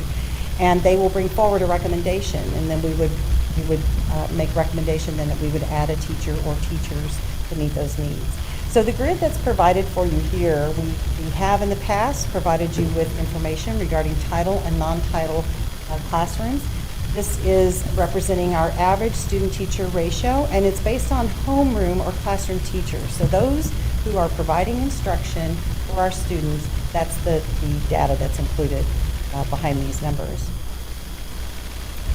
So supports to impact our students and teachers and classrooms within our schools. We have a recommendation for this Ag Academy program, and it's 3.44 FTE or positions. And the positions total 194,200. When that was originally approved by the board December 2019, that number was anticipated to be a little higher, but after looking at the enrollment opportunity, that's been honed down, and that provides the teacher support necessary, as well as other positions that would support the roles there. Another addition is the American Sign Language interpreter. So that's an example of where we had a temporary position, and now we are asking to make that permanent. And so that would support the needs within our district and at an estimated cost of $45,000. Moving forward to the next category, support of current initiatives and programming. So this is one of those examples that I referenced earlier where this was approved in February, and now we are following up with including that as a primary budget highlight of the transportation expansion. Dr. Thomas Tate, you had asked a question last board meeting about the percentage increase over our current budget. That was my interpretation of it. And it's just under 21% of our current budget.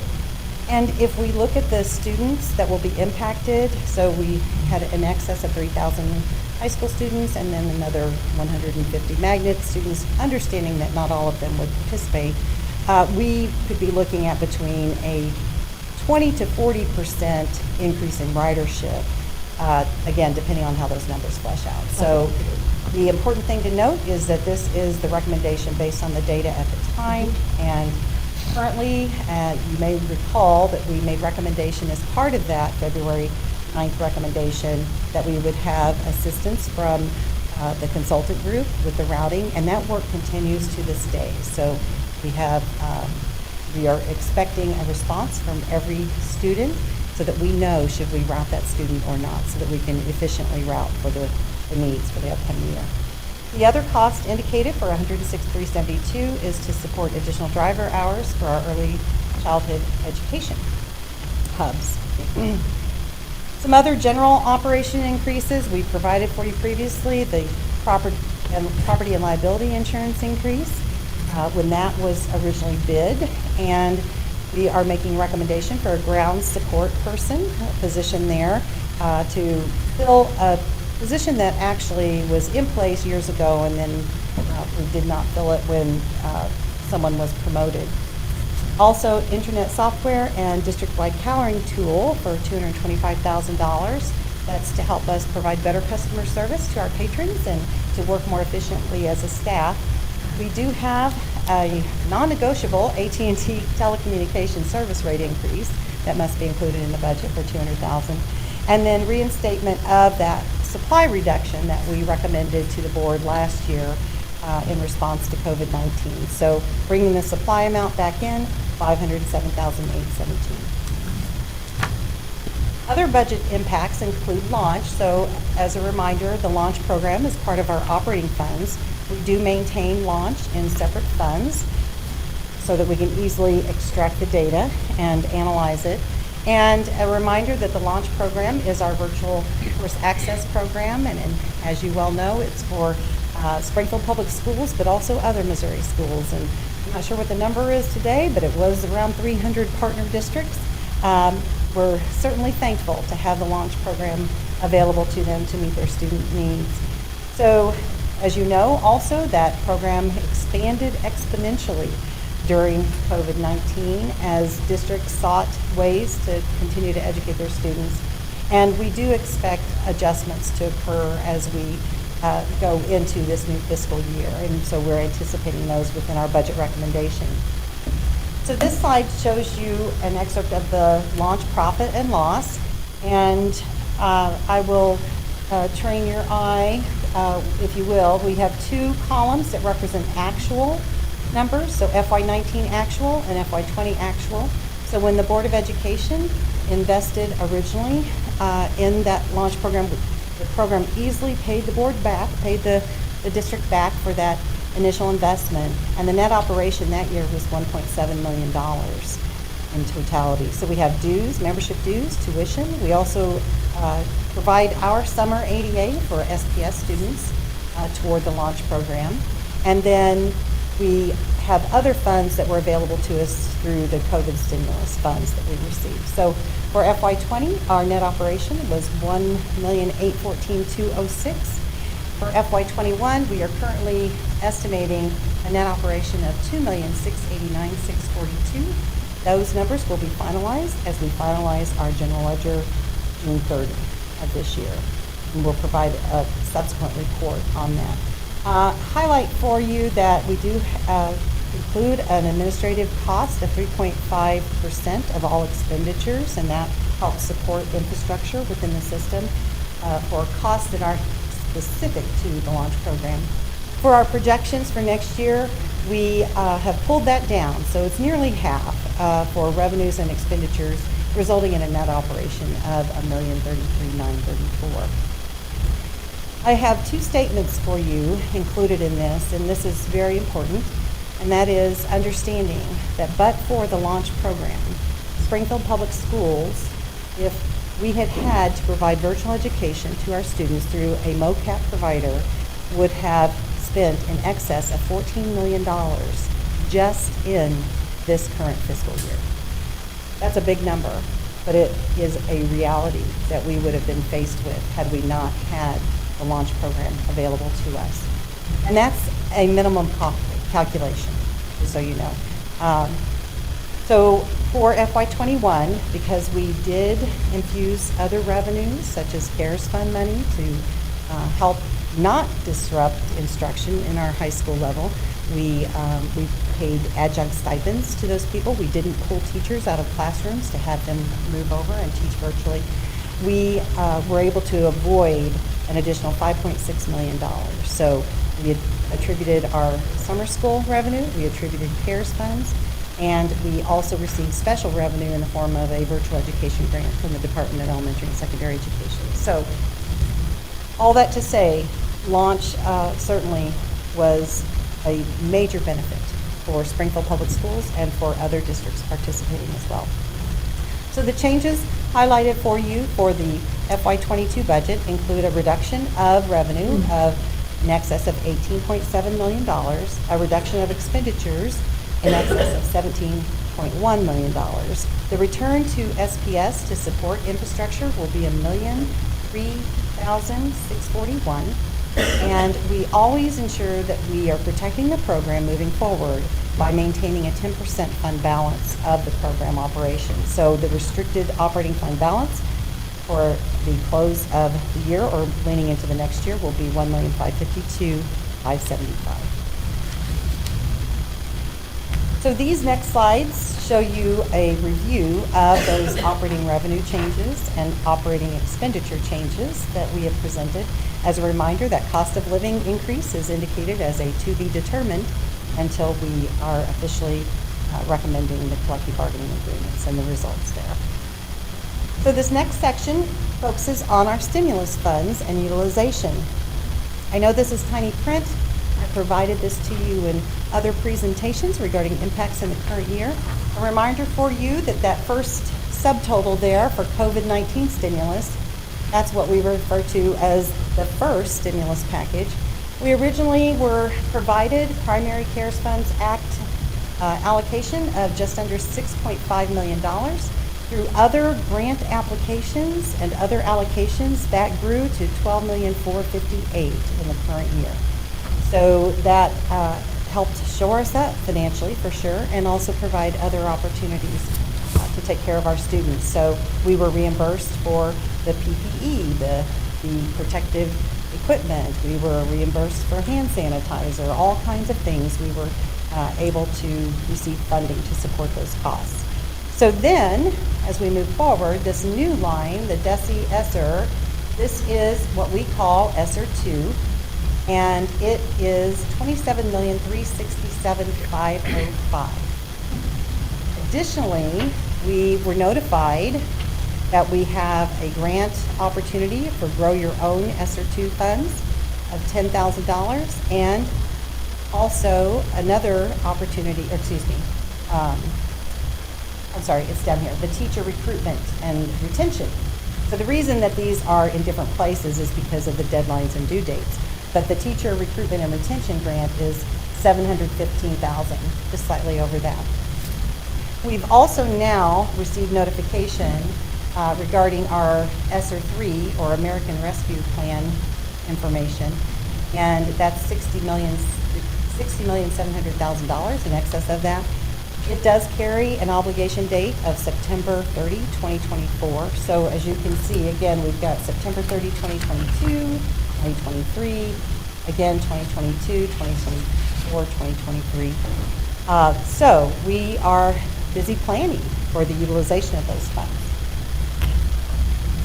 What we don't know at this time is, will there be additional funds, much like we had excess funds available to us for the first stimulus package.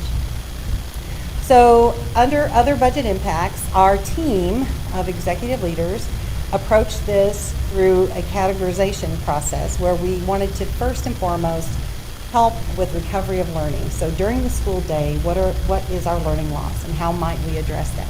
Secondly, recovering the lost enrollment. So how can we reach out to those students that have fallen off our rolls? Now that doesn't mean that they're not being educated somewhere. They've likely taken other paths, but we also know that a lot of those might be kindergarten students that didn't find their way to school. They took a lap, they took another year to make that decision. So category 3 then is student supports beyond the school day. Category 4, staff supports and retention.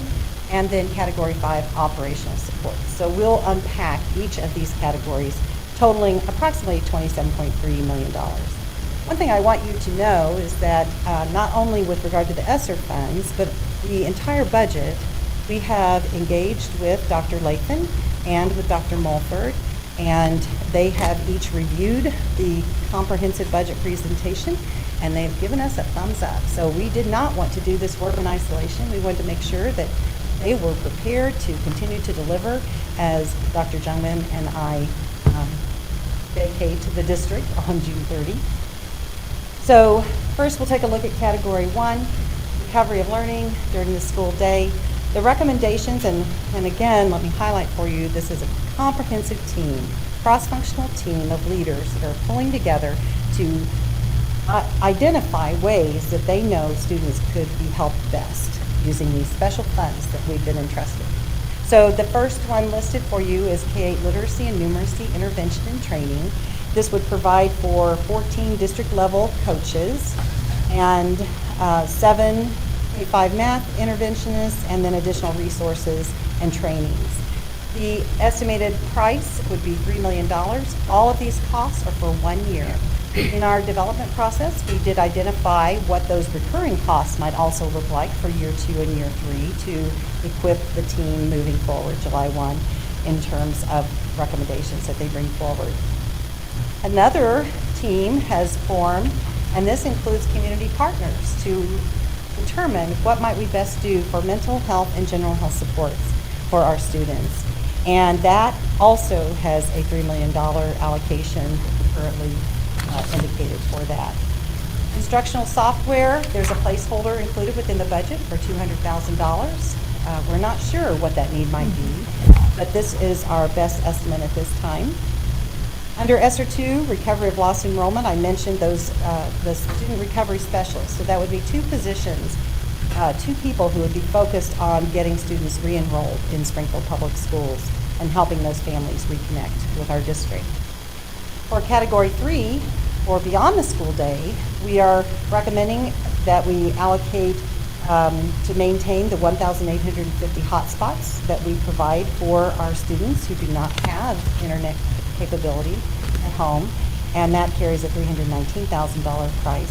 Student tutoring hours, this is an allocation to provide 69,000 hours for students provided by SPS certified staff, and we have a $2 million estimate associated with that to help them recover on learning loss.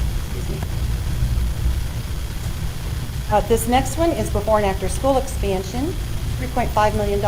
Again, a team of leaders and community partners have pulled together to identify what that might look like and to think largely on how we can best meet the needs of kids and expand current programming.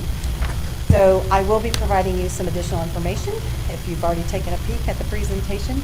And we will be bringing this particular item forward for a full presentation at the June 22nd meeting, and also seek a vote on that. So for Category 3 student supports beyond the school day, we've also identified a parent university program, and that would be a startup budget for new parental supports, $125,000. A student mentor support program for $200,000. Again, it's all about focusing on the students and identifying what their needs are. Under Category 4, staff supports and retention, we have a recommendation that we would provide employees with 1 additional wellness day, personal wellness day, and also 1 added sick day to support necessary absences related to COVID, vaccines, boosters, that type of thing. We have a price estimate of $600,000 for that. We also have included a $4,851,023 amount for reimbursing the district basically for maintaining the staffing levels at the full placement this current year. So we had a 6% reduction in enrollment, but we remained fully staffed. The last category is 5 for operational supports, and you can see we've listed a few things that have been in place this year, including our 12 temporary nurses supporting our health services team for $684,000, 2 human resources staff members who have been providing additional supports through the COVID impact, and that's $127,800. Unemployment, we've had a significant increase this year in our unemployment costs, and we don't know what that will look like moving forward. It was approaching $400,000. With the most recent billing, we typically pay that bill on a quarterly basis. And we're a reimbursed account. We aren't taxed up front like private industry is, and so it's a wait and see what happens situation for that. We know that it will take people to help manage these resources because this is a heavy load for our existing staff members to carry while doing their regular work.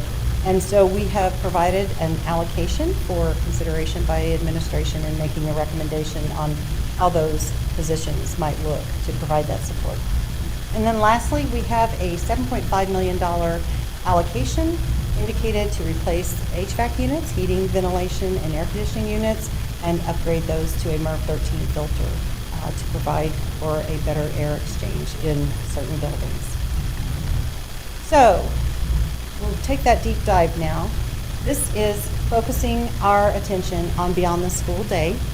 And I did add this slide in late in the day, so that may be new information for you. But I want to highlight for you that our leadership team has discussed this three-pronged approach to extended learning for our students.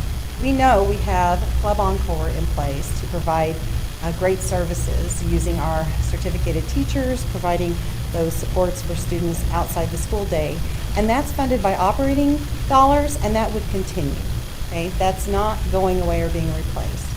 I also highlighted for you that we have for ESSER 2 utilization a recommendation for $2 million for student tutoring hours. So that would be provided by our certificated staff. They would meet with students and provide to help bridge the gap on any of their needs. This last one is to increase before and after school supports with our existing partners. And it would target our free and reduced student population and provide them with more significant enhanced academic supports during that period of time.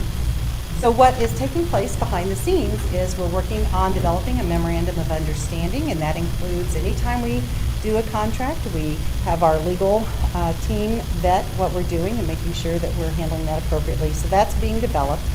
We have been meeting with these partners, and we have two primary leaders on our Springfield Public Schools team. It would be Dr. Mike Methvin, our Director of Elementary Learning, and then Dr. Sheila Wynn, our Director of Secondary Learning. They are teaming up and meeting with these partners, and so they'll bring that presentation to you June 22nd. As soon as that is approved, and the reason why we're bringing this one to you quickly is because our partners need time to hire people and train them and have them ready to go when school starts, okay? So here are some slides that you will be receiving again in June. So again, it's about addressing the learning loss across nearly all of our subgroups, and the wraparound partnership has they're very willing participants, I'll say that. They're very excited about this opportunity to do great things for kids and to expand their operation. So working on removing those barriers. So there is a primary focus on embedding academic supports, and I know that was a question also. And I will tell you now, your questions may need to wait until June 22nd on this section, but I'll do my best. All about removing those barriers. So we know the kids that don't have the resources to do other things need us more than ever now. And so that's what this would do for them. So supporting families, supporting kids. And this shows you our partners. So we have Boys and Girls Club, Spark, which is operated by the Springfield Green County Park Board, the YMCA, and the Springfield Dream Center as well. Those are the partners that have been at the table for this conversation. So this slide identifies what is that growth opportunity. And so, you know, they might hit a 50% mark. They might hit a 75% mark. We're budgeting based on a 75% growth of the free and reduced lunch enrollment in these partnership programs, okay? So if Boys and Girls Club in FY20 had actual free and reduced lunch students of 1,042, the target for them for 75% growth takes them to 1,824. And likewise for each of the other partners listed. So we would increase by over 1,000 students receiving services through this program. So this shows you the timeline. We started in March, moving forward with building consensus on different program approaches. And these team members, all these partners, they came up with a framework that they can all support to provide this additional academic work with our kids. So that was the solution on identifying the resources. This shows you the cost. So understand this, that there would be a $1,000 scholarship that would be provided for each of the students. Now, we know that the MOU will need to provide some front-loading of reimbursables for them so that they can hire appropriately and make sure that they're ready for the start of school and all the enrollments that might come forward. They also had identified the cost per student for academic supplies that would be needed, and then there is a cost of $10,000 for the academic staff member. So that's a person that would be directly overseeing and working with kids to provide the academic support. So the regular program would be taking place, and that's the $1,000 scholarship, and the overlay of the academic support on top of that. This shows you the estimated cost for the scholarships for all of the program, and that would include 95 academic staff, academic supplies, grand total of $3,430,248. Okay, so that concludes the stimulus section and the work that's underway currently for recommendation June 22nd. So now I'll quickly journey through the rest of the funds, and this will go very fast because you've seen this information before, and what we have mostly done is we've updated the numbers with better information that we have. So the debt service fund is what is utilized to repay the bond issues that are approved by taxpayers. And so the revenue is the local tax support and interest income, and then we pay the principal, interest, and fees each year to support that. We're anticipating, we do have some debt that's paid off in this year that was a crossover refunding situation, and so you are seeing that fund balance drop. Know that each year when we bring forward the levy recommendation for the debt service fund, it is set at the appropriate threshold necessary to pay the debt and for the payment that year. And so that's okay that that's running a little lower. As you can see, our estimated expense for next year is $60,079,275. So that's not a problem on how that will work in terms of cash flow. The Capital Projects Fund includes a variety of items that meet the capital threshold in our district. And we do have a process. I've shared with you about the software process and the prioritization process of our operational and learning leaders to vet all of those requests. We do have placeholders as well. For instance, the bus allocation, we want to make sure that we keep our fleet updated. We've provided you with specificity on how we approach that work in the past and in other meetings. And so understand that the grand total for capital for Fund 4 is $13,933,692. We do have a proposed transfer amount, and that fluctuates each year as well. And the estimated ending fund balance June 30th, 2022 would be just over $14 million. For bond funds, we are showing you the continued progression of expending the funds, and Dr. Shaw reports to you at every board meeting the progress on all of that, and also, you know, we've shared the excitement of adding in the York project, Phase 2 of Hillcrest, and also the gyms just this evening. So we are anticipating an ending fund balance at June 30, 2022 of $7,735,656. Again, all of this information is updated routinely. This bond supports the result of the $168 million approved bond issue April 2nd, 2019 by our patrons. We always include the hyperlink. You can see all that information still in the progress as promised on our district website. This is the Health Benefit Trust Fund. I shared with you that we've had great results on our pharmacy plan, and we feel confident that there's no need for that increase in our health coverage for our employees in this upcoming calendar year. And so our team will then work on open enrollment utilizing the same rates that we are currently experiencing. We're anticipating June 30 ending fund balance of just over $7.6 million. This is our Greater Ozark Center for Advanced Professional Studies account, and we have had some changes. The tuition rate's staying the same. We're consistently monitoring that from an enrollment perspective and ensuring that we set the tuition at a rate necessary to sustain the program. We anticipate an ending fund balance June 30, 2022 at $48,733. That's the last slide. That was 51, I think. No, maybe more, 53. So, what questions might you have for me? Okay, where do we want to start? Start at that end or this end? We'll start at this end for a change, Mary Ann. Oh, okay. Make this quick. I'll make some, okay, so I have 4 questions. On the 75% growth of free and reduced lunch on slide 43, which I just lost the whole thing. So is that, are we changing,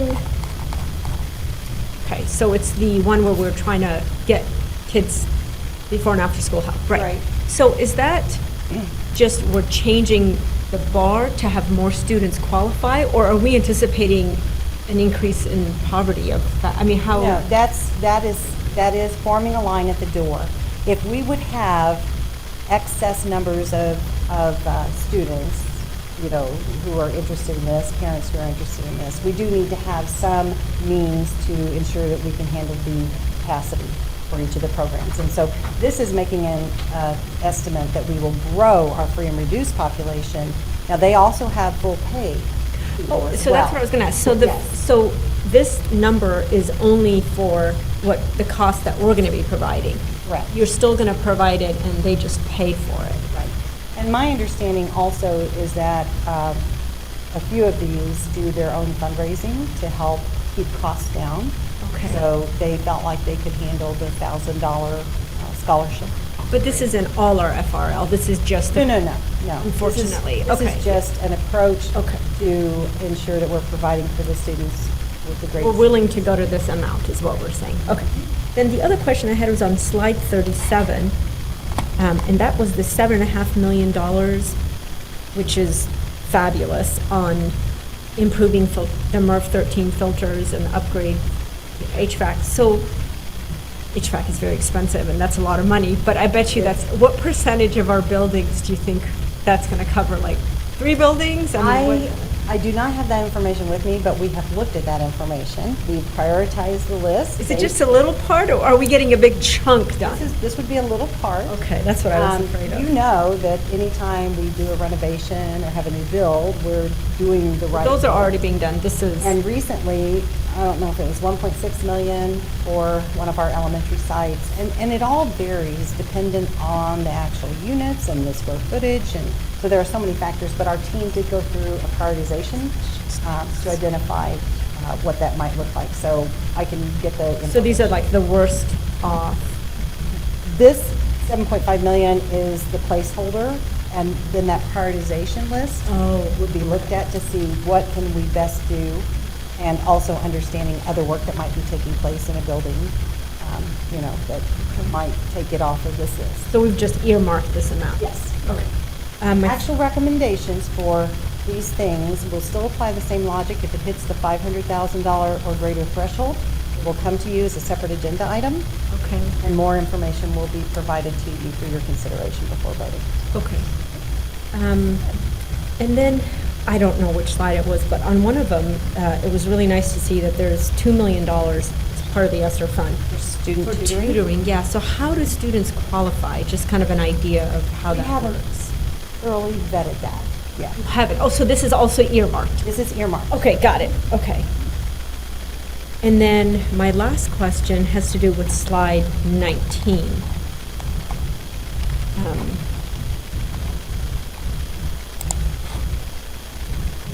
Right. So when you say homeroom classroom teachers, I understand for like elementary, that's the room that the kids spend most of their time with that one teacher. But for secondary, so for high school, that's the classroom, not homeroom anymore, right? That's Right. the classroom. I look at this as if we took a measure in a moment, what would the teaching population be supporting that student population throughout the system? So I think the thing I'm struggling with is, you know, so there's these numbers, and I was in the high school in the 18-19 and much of the 19-20, and I see these numbers, and I think that you're having sped probably in here, so where there's situations where you have a very low student-teacher ratio. Because when I think of your average student-teacher ratio, I'm thinking about average students, and maybe I should be talking to Dr. German about I don't this. believe that this includes special education. This doesn't include I need to check Oh. into that, but I don't believe that it is affected by that. Okay, well, because my concern is, these are amazing numbers. I mean, these beat private schools in our area. And I struggle with these numbers because, to me, what an average student-teacher ratio is if I walk down, Kickapoo or Parkview or Central, and I open 15 classrooms, what are the number of students I see? Those are not the numbers I see. We have our secondary classrooms, many classes that are sitting at 30 to 33. Some middle schools are at 34. I mean, occasional classes are even higher than that. But that's not compensated by extremely low classroom sizes. So the low classroom sizes that I've seen are 20 to 20, let's say, in those select classes. So that, I'm just saying that I don't know how you achieve that number, but that's not the reality. And I'm confused by it because our student achievements with that ratio, they're not congruent. Do you see what I mean? I don't know, I don't believe those numbers, is what I'm saying. So what I can tell you is that this is information that is pulled out of our core data system, and I can certainly follow up on the information, but I trust the numbers as they're presented. They're consistent with numbers that we've had over the course of the years. And it is certainly also representative of the entire district. So every single classroom in every single building would be attributing to these numbers. So I'm not sure what the specific question might be that I could trap, but I would be happy to look into it. Does anybody have anything to contribute on this? I think Charles has a comment. Yeah, to a certain that. extent, I do. I do believe the numbers. I do, though, think we are using interchangeably when we shouldn't student-faculty ratio or student-teacher ratio and average class size. It's not entirely clear to me which one of these is the case, because student-to-faculty ratio doesn't really, I mean, almost every university in the world, I'll use from my experience, says their student-faculty ratio is somewhere between 10 and 13 to 1. Now, that simply cannot be true if you view that as the equivalent of average class size, right? Because average class size is going to differ dramatically. So we probably ought to be clear about which one of those we're talking about here, student-faculty ratio or average class size. Oh, I'm sorry, I thought that was class size. That might be my... I didn't understand Yeah, so that. I mean, Might be it's... my labeling. Yeah, this might be, I think, the numbers I think are accurate. I just want to label the numbers correctly. The only question I had about this is, particularly since, to put it kindly, 2019-20, 2020-2021 is just an anomaly, right? It's just weird, right? Let's just get past it. I'd like to see this table go back further into history, right? Because that's not really, we've got 2 years there, one of which you can kind of drop off to compare about it. But that's just being sort of a data nerd in a sense. I'd like to see whether it differs much, right, a little bit further back in time. Now, to be fair, if you give 3 or 4 more years, I'll probably say, well, how about the previous 4 or 5, or something like that, right? So I apologize in advance for being terminally dissatisfied with that. I will check with the team to see what our system is capable of producing. Yeah. How's that? I guess because the title on it says class size. That may be my fault. But then down here, it says student-teacher ratio. So this might be student-teacher ratio, and that makes sense. But I think I got misled by the class size. And the reason I'm concerned is because, in my heart of hearts, I feel that if we want to bring equity to our under-resourced and underrepresented students, we gotta decrease that class size. I mean, we need I feel, more boots on the ground. A lower class size so that we can address the needs of our students who are not getting additional resources and the supports they need in their home environment. And I'm sorry, because I was looking at that as class size and not ratio, and those are two very different things. Is it possible to get the class size? I will need to follow up with Information. people who Thank work you. in this space all the time. And I think even recognizing that, an average is a very blunt instrument, right? Because like all averages, you're going to sort of cluster here when there are going to be exceptions on either end. My other questions, I think, are pretty straightforward, and you don't even have to go to the slides, but it's on slide 34 for those keeping score. Are that pretty significant number of dollars invested in tutoring? Remember that? Are those additional tutoring hours, or is it aggregate, including what we're doing now? That would be above and beyond anything that we're currently doing. Excellent. Yeah, I was hoping that would be the answer. On slide 36, it's like $4.5 million or something like that to reimburse the district because we had a 6% reduction in enrollment, but we remained fully staffed. What does fully staffed mean? We had by attrition, we dropped X number of teaching positions. So is that staffed excluding teachers, or? So just like every year, we offer contracts to our staff, and then they show up for school whatever day they're assigned to show up, but they're ready to treat children and educate them. And while our enrollment, we didn't know what our enrollment was going to do, it decreased. We did not reduce any of those positions. Now, we all understand that once we've offered a contract for an employee that is protected through that process, we would not have eliminated those positions. So right, but I don't think I did a good job of asking my question. Yeah, I agree with all of that. I mean, it's both legally and ethically the right thing to do, right? Exactly. But when you say staff, is that inclusive staff? Certificated, non-certificated, et cetera? The calculation that we provided for that figure was relative to our teaching population. Okay. Okay, thank you, Charles. Great question. We'll move on around, and Scott, do you have any questions, or you're good? A lot of our questions maybe have been answered by this Right, all side the of the questions have been asked by room. them, but I'm going to say Okay. you do a great job of bringing us in ahead of time and explaining the budget to us. Absolutely. And then the 3 new members got together for nearly 3 hours on Sunday and came up with a list of questions, and you quickly got back to us today. So it's not like I don't have any questions. I did have questions. You did have I answered them. Very Thank you. good. Thank you.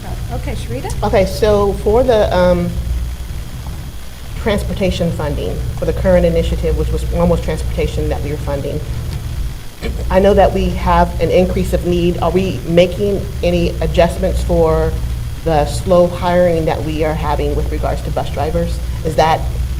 So I will tell you that we are all hands on deck to make that happen. We have consulted with PennMAC to be additional supports for us on recruiting bus drivers for that role. And as you know, we provided a recommendation for a temporary increase on the pay to also work toward that end. So we're doing everything we can. It's not an unusual situation in public education for there to be a shortage of this nature, but we will do our very best. Thank you. For the ESSER 3 funds, the utilization with the deadline being 9/30/2024, what would be the process for allocating it? Because that's not included in here at all of this budget. So we have time to consider and look at what our needs are as we move into the next school year? Yes, so I mentioned that as the teams have worked to develop these recommendations, we actually did have a year 2 and year 3 costs, what that might look like. I'm assuming and believe that the leadership team led by Dr. Lathan will review success and determine, is this a program we want to continue forward? And those will be easy for recommending for the utilization of those funds with the future expiration dates. For the ESSER 2 funds, Category 3, we want to continue with the hotspots that we talked about. What happened with the hard lines or the internet access that we provided for parents last year due to COVID, and I believe those came from ESSER 1 funds, where we were able to, I don't know if it's through T-Mobile or AT&T, where we were able to do some hard lines. Are those maintained? Are we done with those? Or? We did track that question, but I believe that the recommendation is for a one-year period. Okay. So this would be the continuation of that cost that would.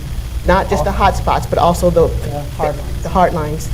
I will check into that. So you're going to check into whether we will be able to continue them or not? Just to disaggregate what continues, what would be ESSER. Right. Right? Yeah, because when you say hotspots, that was one thing, but we also did hotspots and hard lines for some homes. And this is just, kind of a repeat of the questions that I had before with regards to the $3 million plus that we are looking to provide for extended learning programs. Club Encore, I've never seen any Club Encore data about its success with regards to validity of whether or not we're actually making student improvements from those programs. So it's not just my concern about us giving $3 million plus to these other programs, but also our programs. I'd like to see some data about, how it's helping to improve student performance. Otherwise, we're just providing money for babysitting, and, I'd like to see that we can either change our programs to make them more structured or to make them more effective, or give the money to some other programs that can demonstrate those kinds of gains, because it's really important. So that's just a repeat of the same thing I said, but I want to also say it not just for our 4 partner programs, but for our programs also. So part of that, thank you, Sharita, I think that's really important. And every time you brought it up, I piggybacked on to you.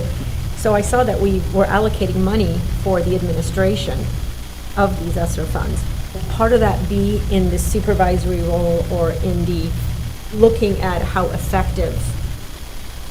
We have, and we included in that slide, I'm not sure which number it was, but that includes monitoring. Okay. It includes managing just the auditing and financial flow of it. Do you think that it would be reasonable for us to expect something, let's say a year or 36 months from now, not 36 months, sorry, 18 months from now, some metric on? I'm confident that the leadership team will develop that. Is that a reasonable expectation, do you think? Inform their recommendations for moving forward. And maybe we could look at Club Encore at the same time. And Carol, and for everyone, I just want to go on record and saying I think our partner organizations do a phenomenal job with the work that they do with our students. They do a really great job. I've utilized them with my own foster kids. But because of what we've come out of with the pandemic, there's a greater need for these academic supports. And I just want to make sure that we are utilizing the funds well in the best way possible with regards to making sure that our students have the opportunity to gain those losses that they've, had. We appreciate that, and we are on the same team. Yes, absolutely. I have And Danielle? 3 quick questions, yes. The ESSER funds, are those restricted in how we can use them? Or is it just, here's this money, and then the district decides where it's best to allocate it? So we've been provided guidelines from the Department of Elementary and Secondary Education, and actually, these particular funds carry 15 points in terms of qualifying for utilization. We have to provide information regarding our spending plans and also, I'm sorry, did I touch all of your question with that? You did, yes. Yeah. So definitely there are restrictions, and these are federal funds. So typically the federal funds, and it's no different with these ESSER funds, you spend and then you get reimbursed. You spend and then you get reimbursed. So that will be an additional complexity that the team will need to navigate moving forward in terms of making sure they can cash flow out demands. And then I want to make sure I heard you correctly. On launch, we've just internally decided that we are going to separate that out, like you said, I think, to extract the data. Yes. We wouldn't have to necessarily do that. It's just so that we know if launch is being financially successful or not. That's absolutely correct. I personally engaged with the Deputy Commissioner of Education early on to ascertain what is the best strategy for handling the funds, and this was based on their expectations for how the data feeds into the ASBR, or the annual financial report, as well as navigating within our own financial software. So it was the best path, and it's easy for the team to manage that. And then my last question on our partnerships with our community organizations. 1,000 students additional is almost double. And I assume that they are willing to take that on and have the capacity to take that on. There are team members within those partnerships that are on fire to do more for kids, and they will give it their best shot. I have complete confidence in them for that. Whether we hit the mark or not will be determined. The MOU will include some parameters that if they meet certain thresholds, then it will continue on the funding, but we'll also have that adjustment capability. But we will need to pay them for the people that they hire, whether the students turn out or not to begin with. And so I want to make that clear too. So, but super excited about the enthusiasm of the comprehensive team. So I think that we have all had a chance, were you finished, Daniel? I am. Okay. Had one So more we have- question. Okay, hang on a second. So we have all had an opportunity to have a question or comment, which now may have more questions or comments based on our discussion. So Scott has let me know that he would like to have one more question or comment, so we're going to go to him. Yeah, the first and only one, but you said that you spend and then reimburse, so I'm just educating myself on that. Is that something we borrow funds to, or do we get, take it out of reserve, or how's I that work? stand before you often and speak to the importance of maintaining an appropriate fund balance percentage, meaning the balance in the bank account. Okay. And that is what enables us to cash flow title programs and other things. Now, Okay. part of the reclaiming some of our costs that we've incurred in that 4.6 million, whatever it was, is part of shoring us up to make sure that we can weather the wake of the pandemic that has come to us in the form of stimulus funds. It's a wonderful challenge for us to embrace, but it will add additional complexities for those managing our accounts. All right, great, thank you. Thank you. And so now, Mary Ann, you indicated you have one more Yes, question. and it sort of relates back to this slide, and I know I've brought this up in our small group setting, and also, you know, I formally asked the district this, but I want to touch on it again as I look at this slide. So our student enrollment's been relatively steady, COVID excluded, but when you go back to, let's say, 10 years ago, we have a higher percentage student to administration, so we have more administrators, so we are relatively top-heavy. And so I understand that we're reducing teacher FTEs through attrition. Nobody's being let go, but we're not replacing everyone. Because of what I stated earlier, which is we want to provide the most resources for our under-resourced students. And you need money. We always need more money, right? Do we have a plan in place with this decreased enrollment that when we have opportunities for attrition and administration, that we capitalize on that? So that, you know, we have 5 people doing the work of 4 people, so that's some money that goes into the account so that we can provide more resources. You know, I'm sitting here thinking about this class size and ratio, and I just feel like at the end of the day, no matter what we do, we know the one thing that's going to help our students is to decrease class size. There's no research out there that says that's a bad idea. We all know that's a great idea. So just thinking dollars and cents of where we can find this money, does a district have a plan? Or can we consider something like that? What I would say to you, as I've shared regarding all of our budget presentations and messages, we barely get the year started and we start working on the next year budget. And that includes reviewing existing expenditures and ascertaining if there are opportunities to weed the garden and eliminate things that served a great purpose at one point but no longer, or refine it, or reallocate and make recommendation for that. And my comment to you regarding administration, I appreciate that when your numbers are reviewed, it might tell one story, but when you look at all of the underlying facts that support that, it tells a very different story. And forever ago in this community, a decision was made by our patrons that we love small neighborhood schools. In another school district, and I will tell you, I came here from a district that was exactly half the size of Springfield, and we did not have half of 35 elementary buildings.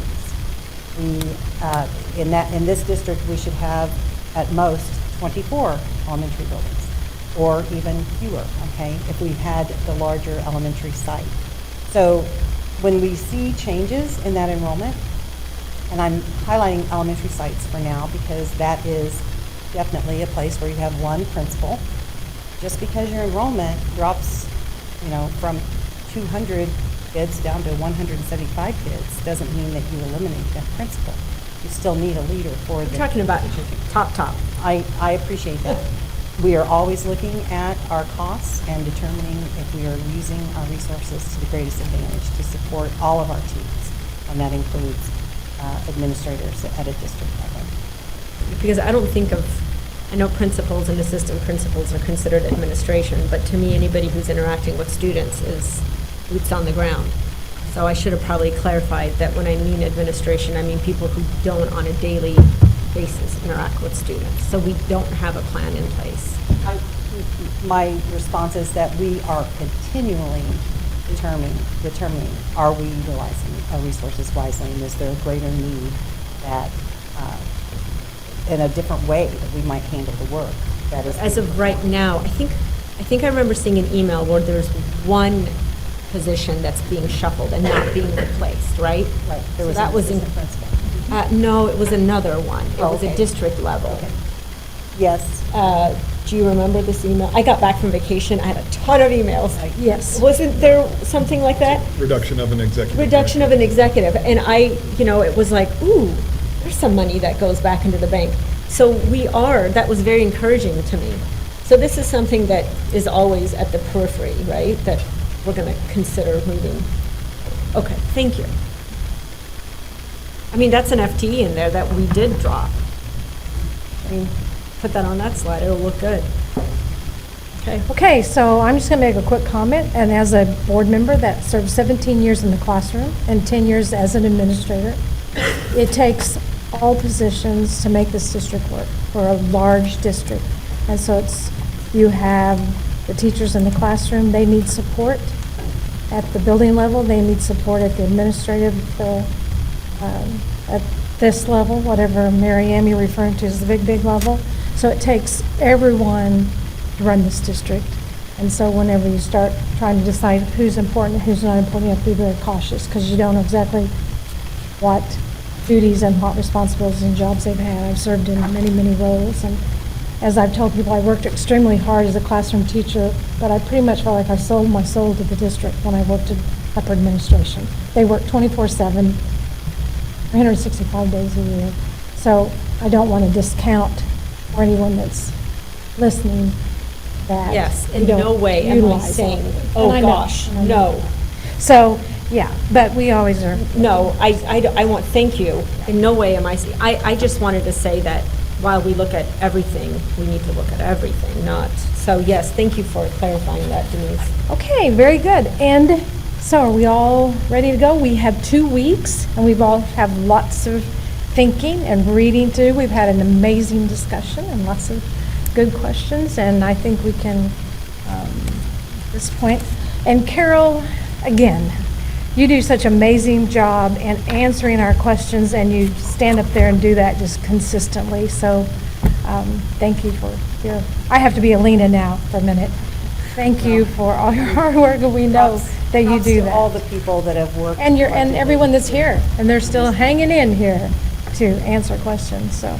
And for your understanding, the plan would be, now, understand, we have a multitude of payrolls that have to be generated in the month of June as we issue balance of contract checks. The goal is that those get issued and we're able to finalize the numbers and still get the budget posted prior to the June 22nd meeting. In the event there might be a slight delay in that, I'll be sure and let you know that, but our goal would be to get it to you as quickly as possible.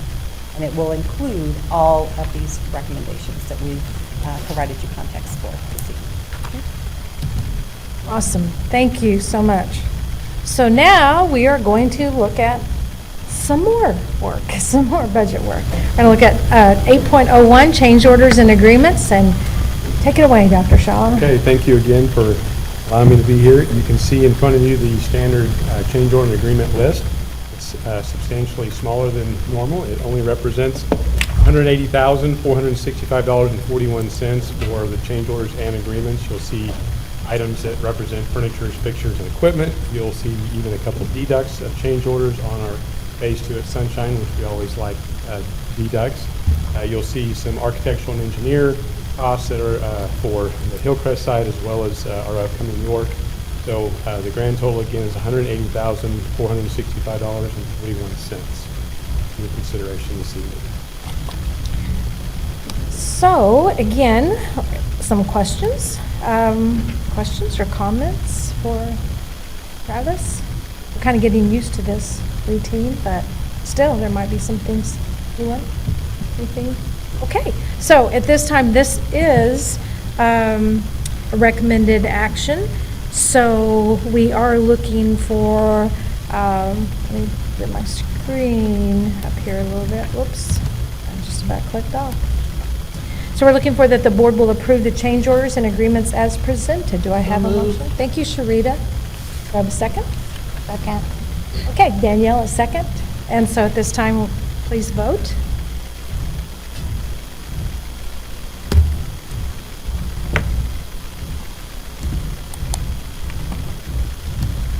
Excellent.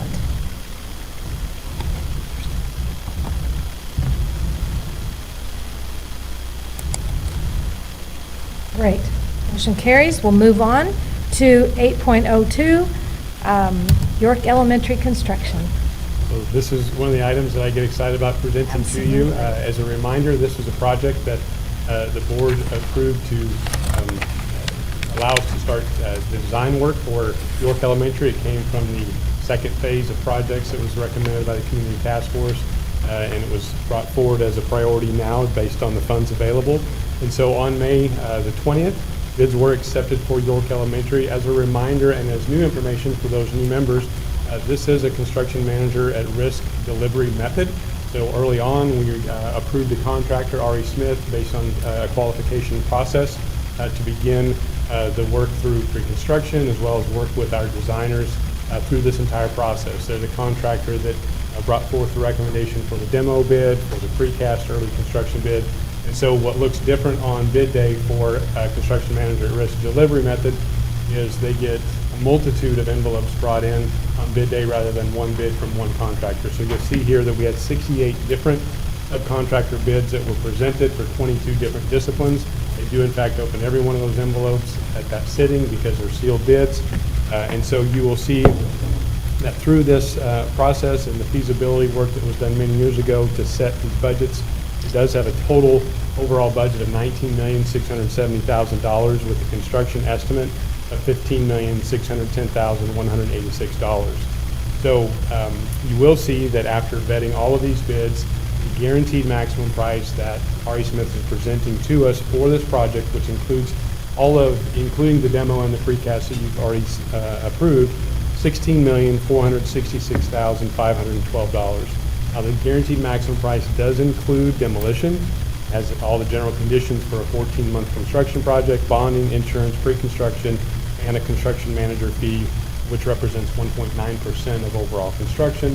That is a part of that cost. It also includes a $525,000 contingency allowance. If we don't use it, it comes back to the district. And so that's in place.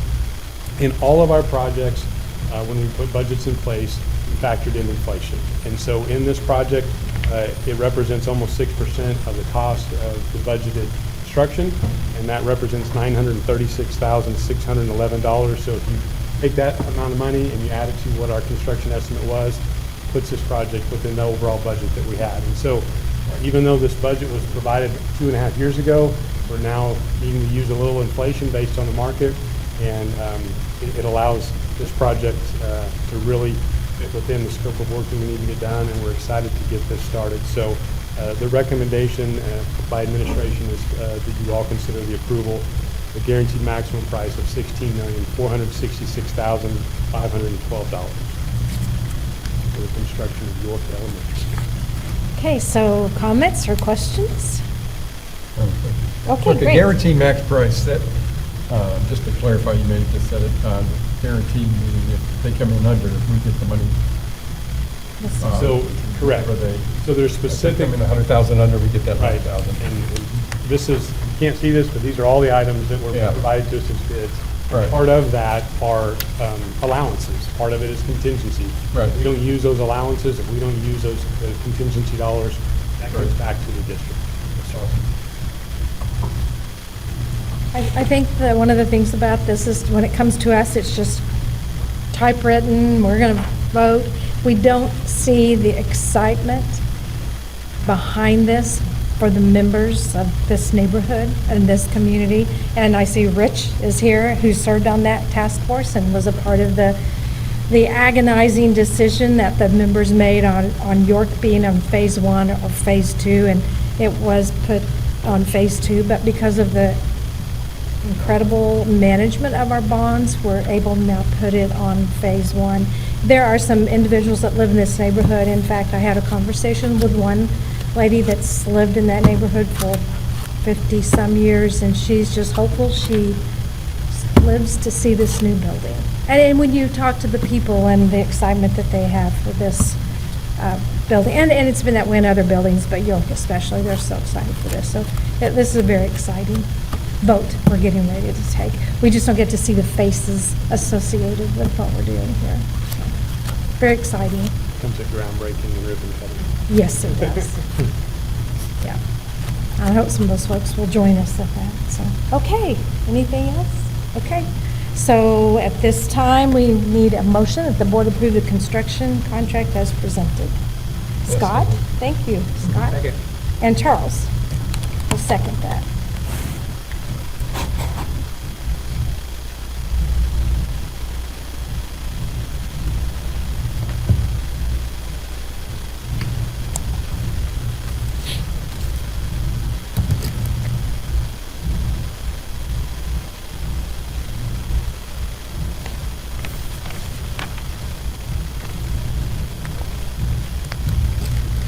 Okay, very good.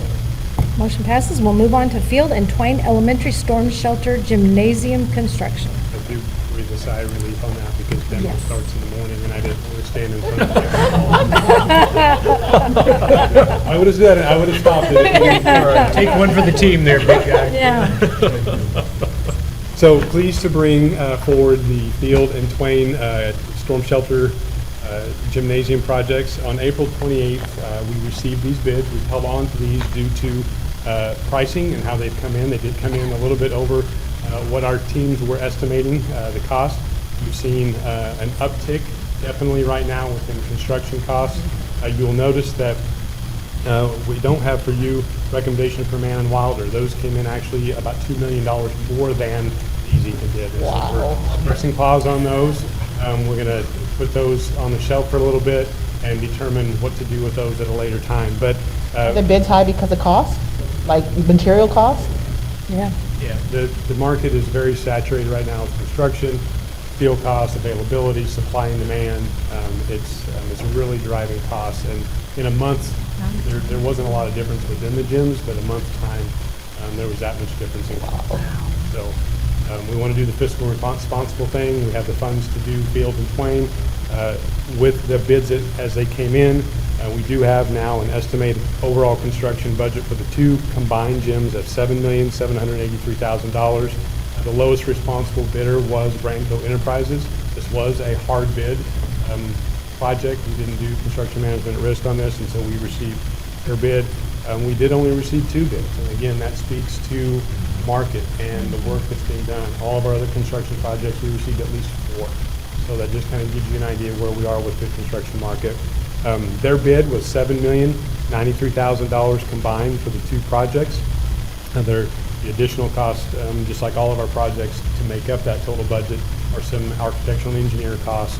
There'll be a little bit of furniture, fixture, and equipment for these projects because of the equipment that's needed in these larger gymnasiums and the music space that we'll need to teach music and have the performances as well. So the recommendation to you at this time is for your consideration to approve the bid for Branco Enterprises for $7,093,000 to construct a Field and Twain Elementary Storm Shelter Gymnasium. Okay, first of all, any questions on Quick one. Yes. So are these new sites, or are they new construction? These will be new gymnasiums added to the existing elementary schools. So they didn't have a gymnasium? They have a Kappa Gymatorium. Okay, that's what I thought. And there were 8 sites selected by the community task force that said, this needs to be a priority, these kids need to have this space. And so they will then, once these are built, they'll be able to have their cafeteria, to just have cafeteria, and they'll have their PE space, they'll have, it'll be a So storage out of those shelter. 8, you mentioned the 2 that we're not going to do. Out of those 8, how many have been done so far? These will be the first 2. All 8 were on the second phase of the And project. these were on phase 1? No, these were phase 2 as well. That we got to. Brought forward. We And brought this- forward the okay. 4 that had the highest student population to be able to affect the most positive for the kids and the communities, because these will also be available for the communities in the event of a storm. And this is all we can afford then at this point? Based on the funds we have available, yes. So we'll evaluate things as we finish up and we finalize Boyd and Williams. We'll see where those dollars finally come in and what's remained from those funds. We'll take a look at these, how they come in, York, Barrett, Hillcrest, and then evaluate at that time. And then the space that this occupies doesn't take away from the playground, or, I mean, they have room for... So, yes and no, it will be placed in an area where we may have to remove some playground equipment, but then it'll be replaced at a different location. All of these sites are very large Okay, that's what I was, okay. sites, So they there's have a lot room of for it. space, yes. Okay, thank you. That's it. Very good. One quick Okay. question. So, you have the remaining budget, looks like that, 700,000, a little bit less, 690. So, for the A&E and FF&E, be within that 790 or? Correct. 90? Yeah. Yes. The architect fees are 7% of construction, so you're roughly 500,000. Right. There's not a lot of furniture fiction equipment for the stage itself. We'll have some special inspection and materials testing, some commissioning. There was probably a little bit of geotech, so. One quick last question. Do you break ground in the morning? We have to check availability on We'll the be there. precast panels. Right, yeah, okay. That's going to be the longest lead time. We've seen anywhere from 3 to 5 months. Okay. On when precast panels are available. We don't want to start breaking ground and leave a big hole in place. Yeah. And precast panels will be 2 months away, so we want to see when that availability is. We'll backward plan on when we start, and work with our construction companies and our architects on that. You got two bids. Was there much spread between the two?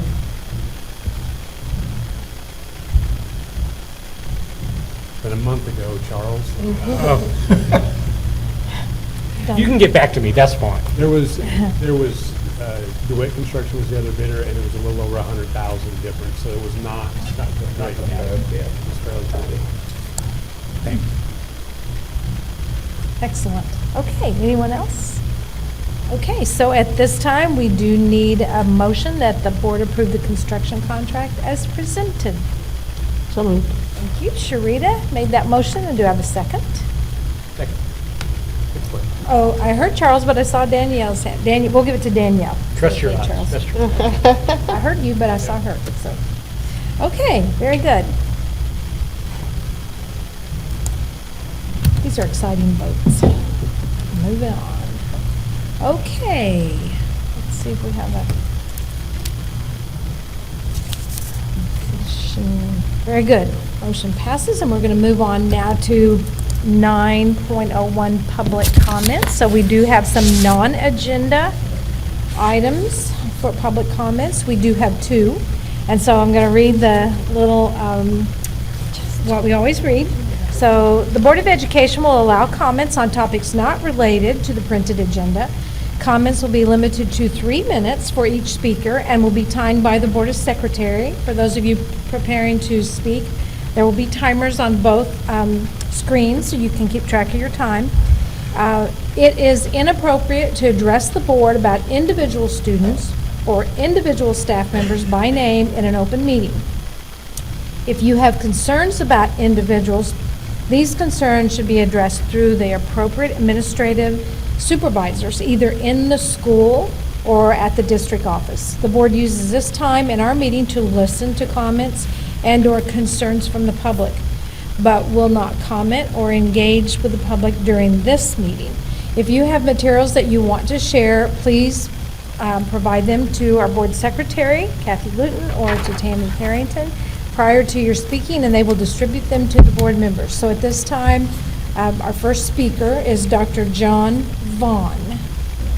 Okay, thank you. Okay. You have waited a long time, so Well, you waited a long here you go. My first recommendation is that we decline Kathy's offer to resign. Okay, And well, a second for that, I'll rescind the nomination, recommendation. And also that she get a Navigator Award for all that she's done for all these years. She deserves it. I'm Dr. John Vaughn. Came to SBU, Kingdom, Missouri. I've been past president of the American Society for Church Growth, and I've written the only book in the world's 20 largest churches. I do a lot of exciting things. Come from a family where we have multiple generations of Harvard grads, so we like education. Now, got a question for you, 2 questions.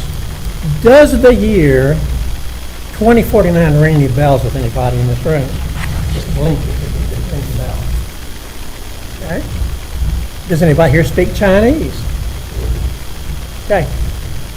The first question is a simple question, but the president this past week missed it by 1,000 years.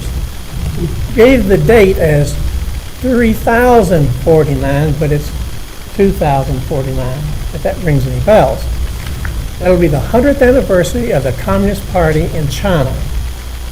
Now, lest you think this is a joke, I had one person say, I'm interested in conspiracy theories. Well, the president thought it important enough to mention it this past week. But he's taking it quite seriously. If you have Chinese students or Oriental students, they don't mess around in your classroom. They'll excel. Okay? Now, if their projection is correct, it impacts what happens with this board. Take the first graders right now.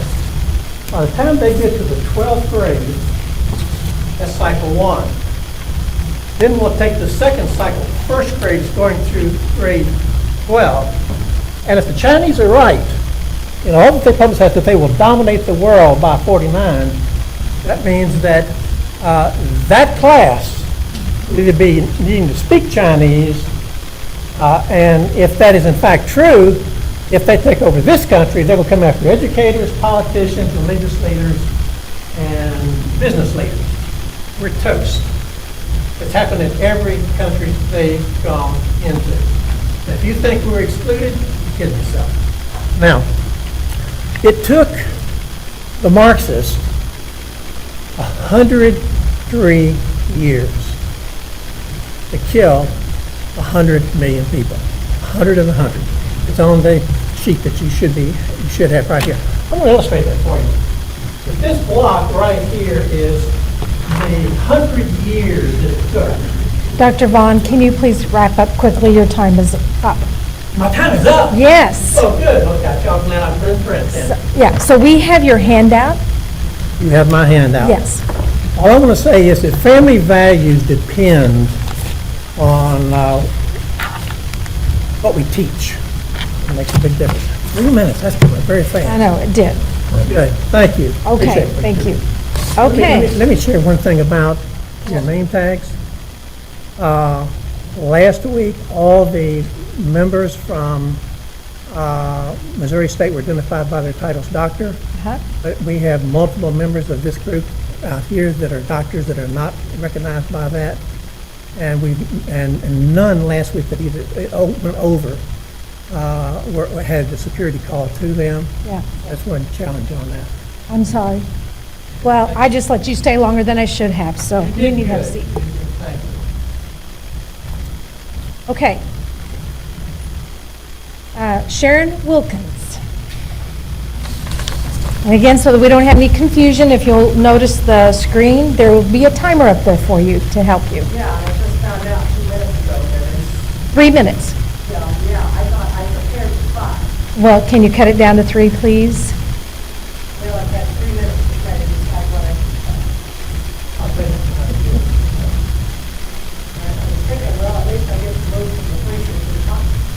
Well, as soon as you come up here, your time's going to start, so if you want me to give you when you got 10 seconds, I'll be happy to. Okay. Well, I'm glad to be here tonight, and I'm glad to be on the hot seat out of the freezer out there. So, after 50 years of teaching, I retired, and after 19 years of K-2 public school, 31 years of university teaching, I no longer show up in the classroom every day, but my passion for kids and education has not subsided.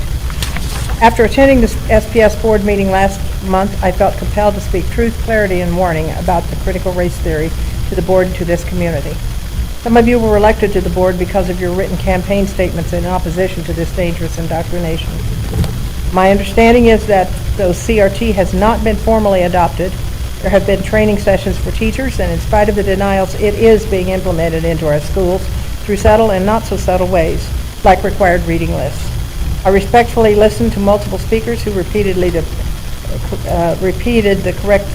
politically correct talking points of diversity, equity, and inclusion as the mantra of how to best indoctrinate our students today, and to pit one race against another by shaming one race and pitying the other one. In whose psychology book is this sound teaching? I heard nothing about how to raise our sinking test scores or how to better prepare our students for a profession or vocation that best utilizes their innate strengths. I listened to the denials of the critical race theory as having Marxist origins as well as indisputable facts about its implementation. I'm going to have to skip here somewhere.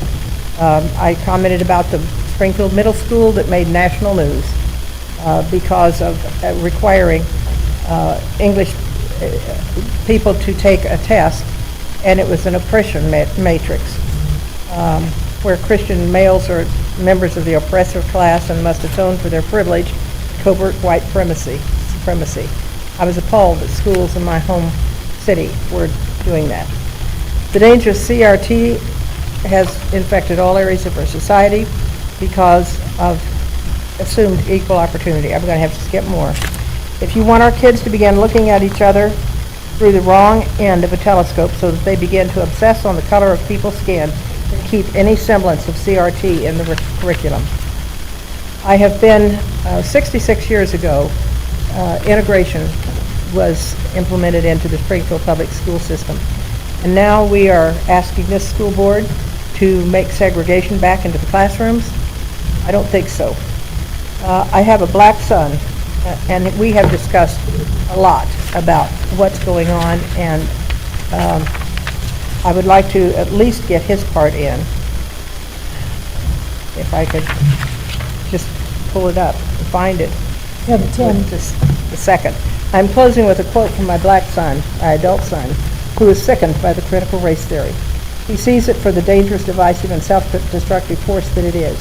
He speaks for thousands of minorities who realize the implementation of critical race theory actually sets them back decades, and it obliterates the acceptance and advantages they now enjoy as a result of their work together with their white counterparts to fully live the American dream of freedom and justice for all.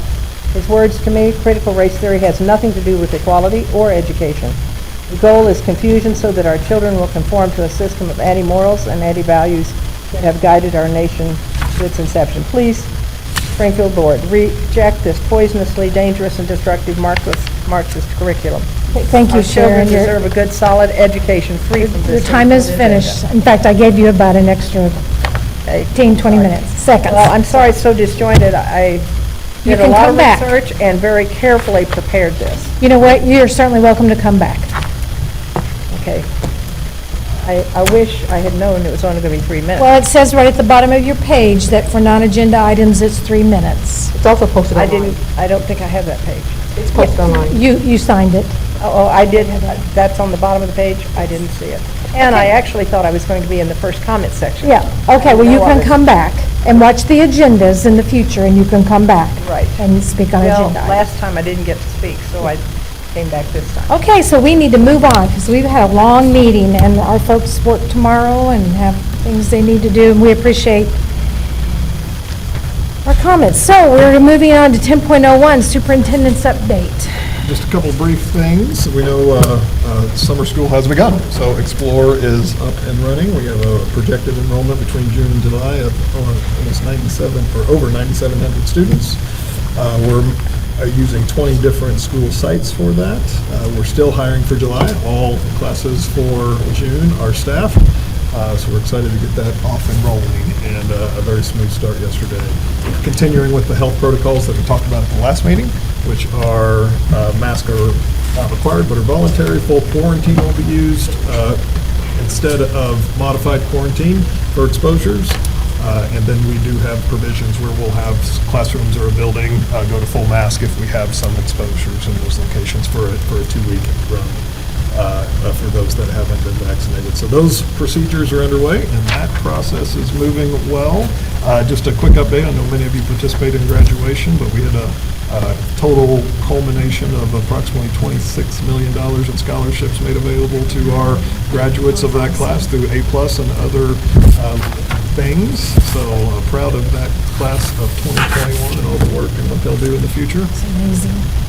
I'll shift to legislative real quick. Just know that the main topic for us right now is House Bill 349 and whether or not the governor will sign, will pocket and let it go, right? Pocket it, let it go through, or will veto. So a lot of education groups, I know MSBA is reaching out to you, asking you to activate your message. So if you haven't done so, I'd encourage you to do so. I know they're giving you messaging and ways to pass on that word. We're continuing to do that as your lobbyist, and we'll see what happens. There is also discussion in special session that would come, primarily around budget items. The FRA issue that deals with healthcare is the primary budget issue that has to be dealt with, but the dates haven't been scheduled, and we'll let you know once we know more. So that's admin update and legislative. Okay, very good, thank you. So that moves us from 10.0, thanks, John, that was very quick, to 11.01 board comments. At this time, if anyone on the board has, if you attended anything, you have any thing you've been doing or anything you want to mention, this is a good time for that. So we'll start, Mary Ann, if you have any comments. Well, I alluded to it earlier, but I'll go back to my horse. No, we don't want you to beat a dead horse. Just, you've already said it. But, you know, I do. But we want you to have a comment, so. At the last board meeting, I don't know, I think it was Charles who said this isn't the time to talk about it. And I have to say I disagree. This is the time to talk about the fact that I don't have a voice in this room amongst my peers. And I had requested repeatedly about talking about discussing the role of technology in our schools and how deeply we are entrenched to the point that there is no other mode of delivery unless a student, including from first grade on up, has a computer. Excuse me, a Chromebook. They are not computers. And this is the place to talk about it. I mentioned that my superintendent won't speak to me about this, and I think it is important. This is exactly the room to have these discussions. And so after repeated requests, and thank you, Denise, with your assistance, this will be an agenda item. But I am disappointed that it will not be an item to be discussed until October. And that is very disappointing to me, because that's a whole nother probably year and a half or two before we can get stronger connections for our students and stronger bonds and improve the mental health of our students. And so I would like to request assistance from my peers in trying to move this up on the agenda and to make it a priority so that we can improve student achievements and that we can to remove the barriers for our students. I was at first taken, the charge of systemic racism in our school. I was taken aback by that. I felt that it was a cop-out, a way to deflect from our failures. And I reflected on it, and I do think that we do have a system of systemic discrimination. And I think that technology lies at the heart of it. And I think that it is it discriminates against our under-resourced students, many of who are underrepresented students. And I think that if we tackle that and we stop marginalizing our teachers with technology and the degree that we have, and we strengthen those relationships, we will go a long way. And I know I brought this up about my concerns about what are we going to do when they pull the plug on us.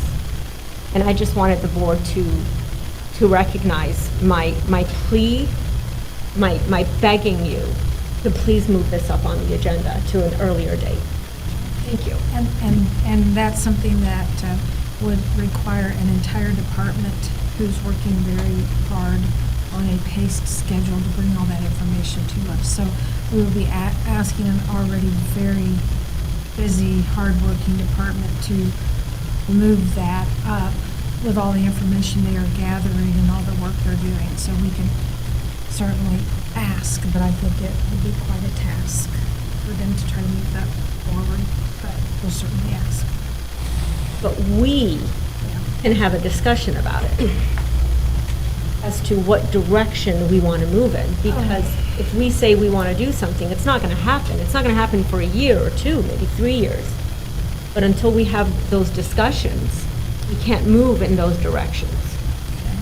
Well, why don't you put together a list of things you would want discussed, because I'm not sure I'm real clear on exactly what you want discussed.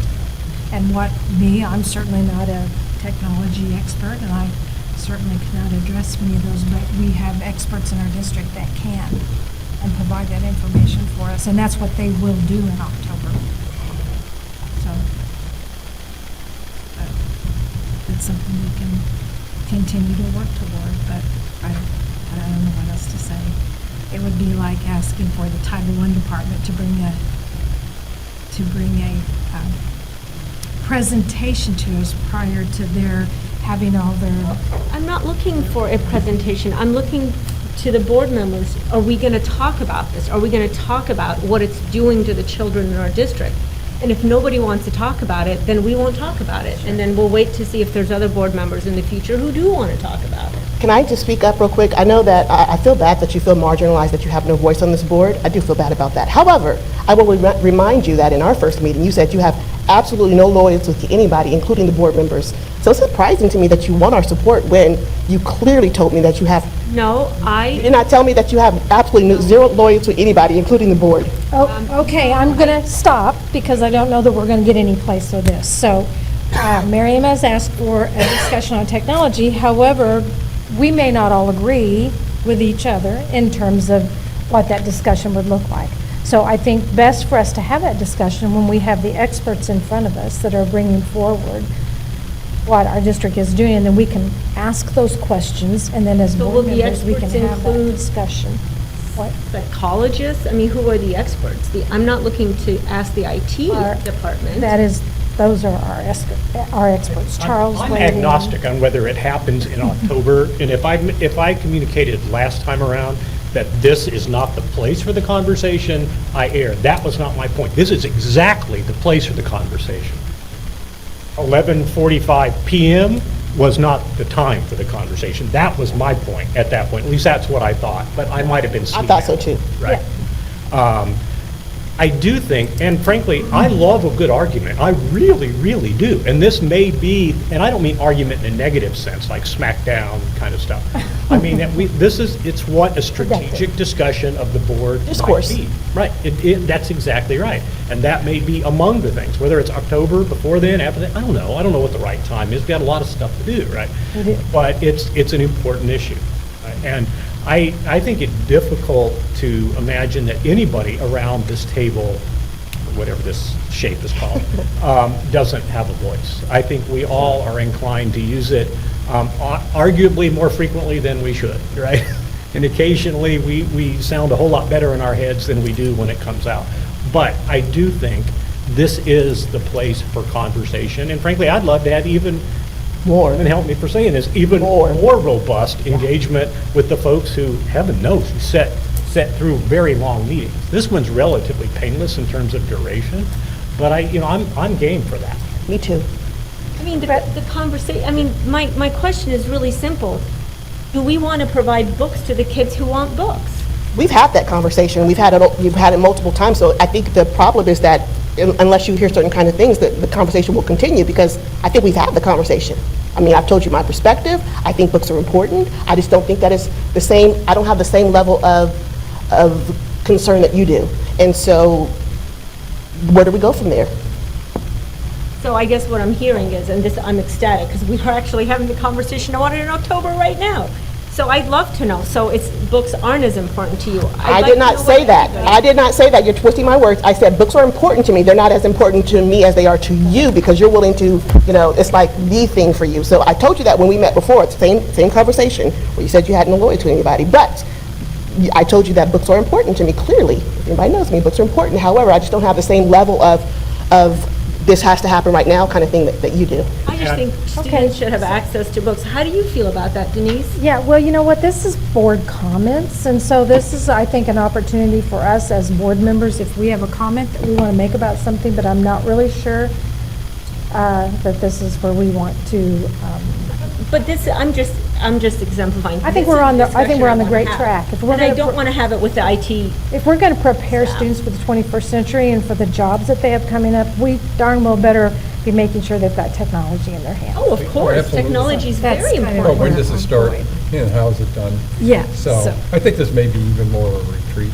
Yes. It could well be. It could, we had, and that's one thing that I haven't got to yet, but as we're going to move through, but I still think, okay, so we've had board comments that, and we're very clear what Mary Ann has made clear that she would like to talk more about technology. I think that's a great retreat topic versus textbooks. And I think we all each have an opinion because we come from different places. And then Charles, you old debater, you just want to have the big debate, I think. And like No, not necessarily. I mean, only on important things. Because you would be successful at that. No, it's not a zero-sum relationship here. Yeah. No. I mean, for what it's worth, I love books, right? If there's any clarity to be made, I love books. I just don't view them in a reductive zero-sum relationship with technology. I mean, where you pitch that relationship is, we may differ on that, et cetera, but disagreeing about it here may keep us here later, but I don't think it's inherently negative. Yeah. Anyway, no, we're on a little side conversation. But anyway, so yes, and I think that and I think you've all received an email from Kathy or Tammy regarding dates for a retreat. And then I think Alina will probably, then when she comes back in June, will be asking for potential retreat items. And that's a great thing about a retreat, because that is where we can have these conversations rather than our board comment section. But Charles, do you have anything you've been doing? Have you been with MSBA, your board of directors role? I would encourage you to reach out, particularly as regards, because as Dr. Jungman mentioned, a veto would be, I think, in the best interest of public education in the state of Missouri.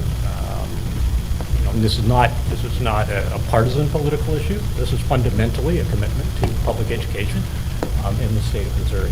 And also on the MSBA front, and this will be the last thing I'll observe, is remember we've got the Igniting Great Ideas Summit, which is located here in Springfield, so you don't have to go very far for some really good MSBA learning later this month, 18th and 19th.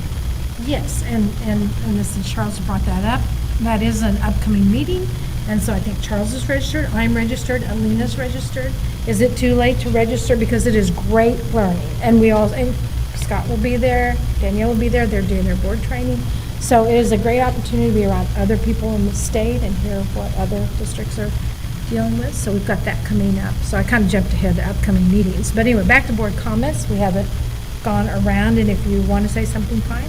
Yeah, I'm good. Scott? Thank you so Okay, much. Sharita, you want to? I'm good.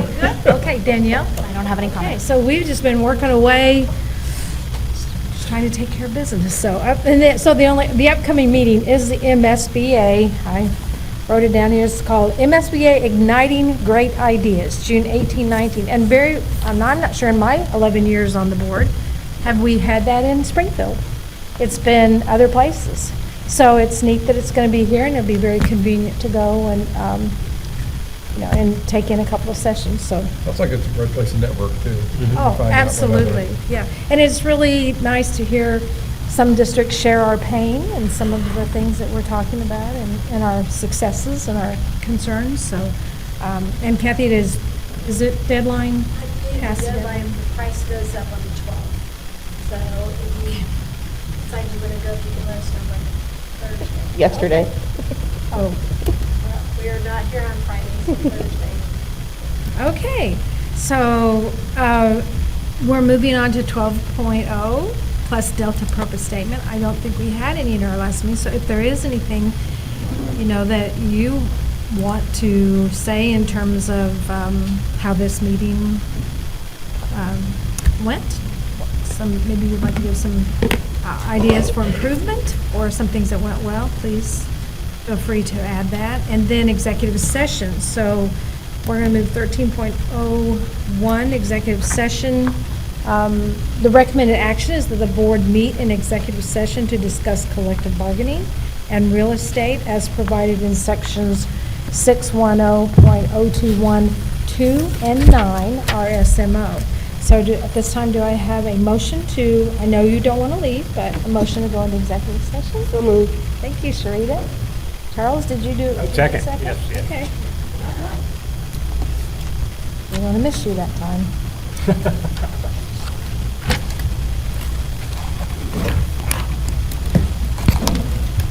Thank you for everyone that hung in with us.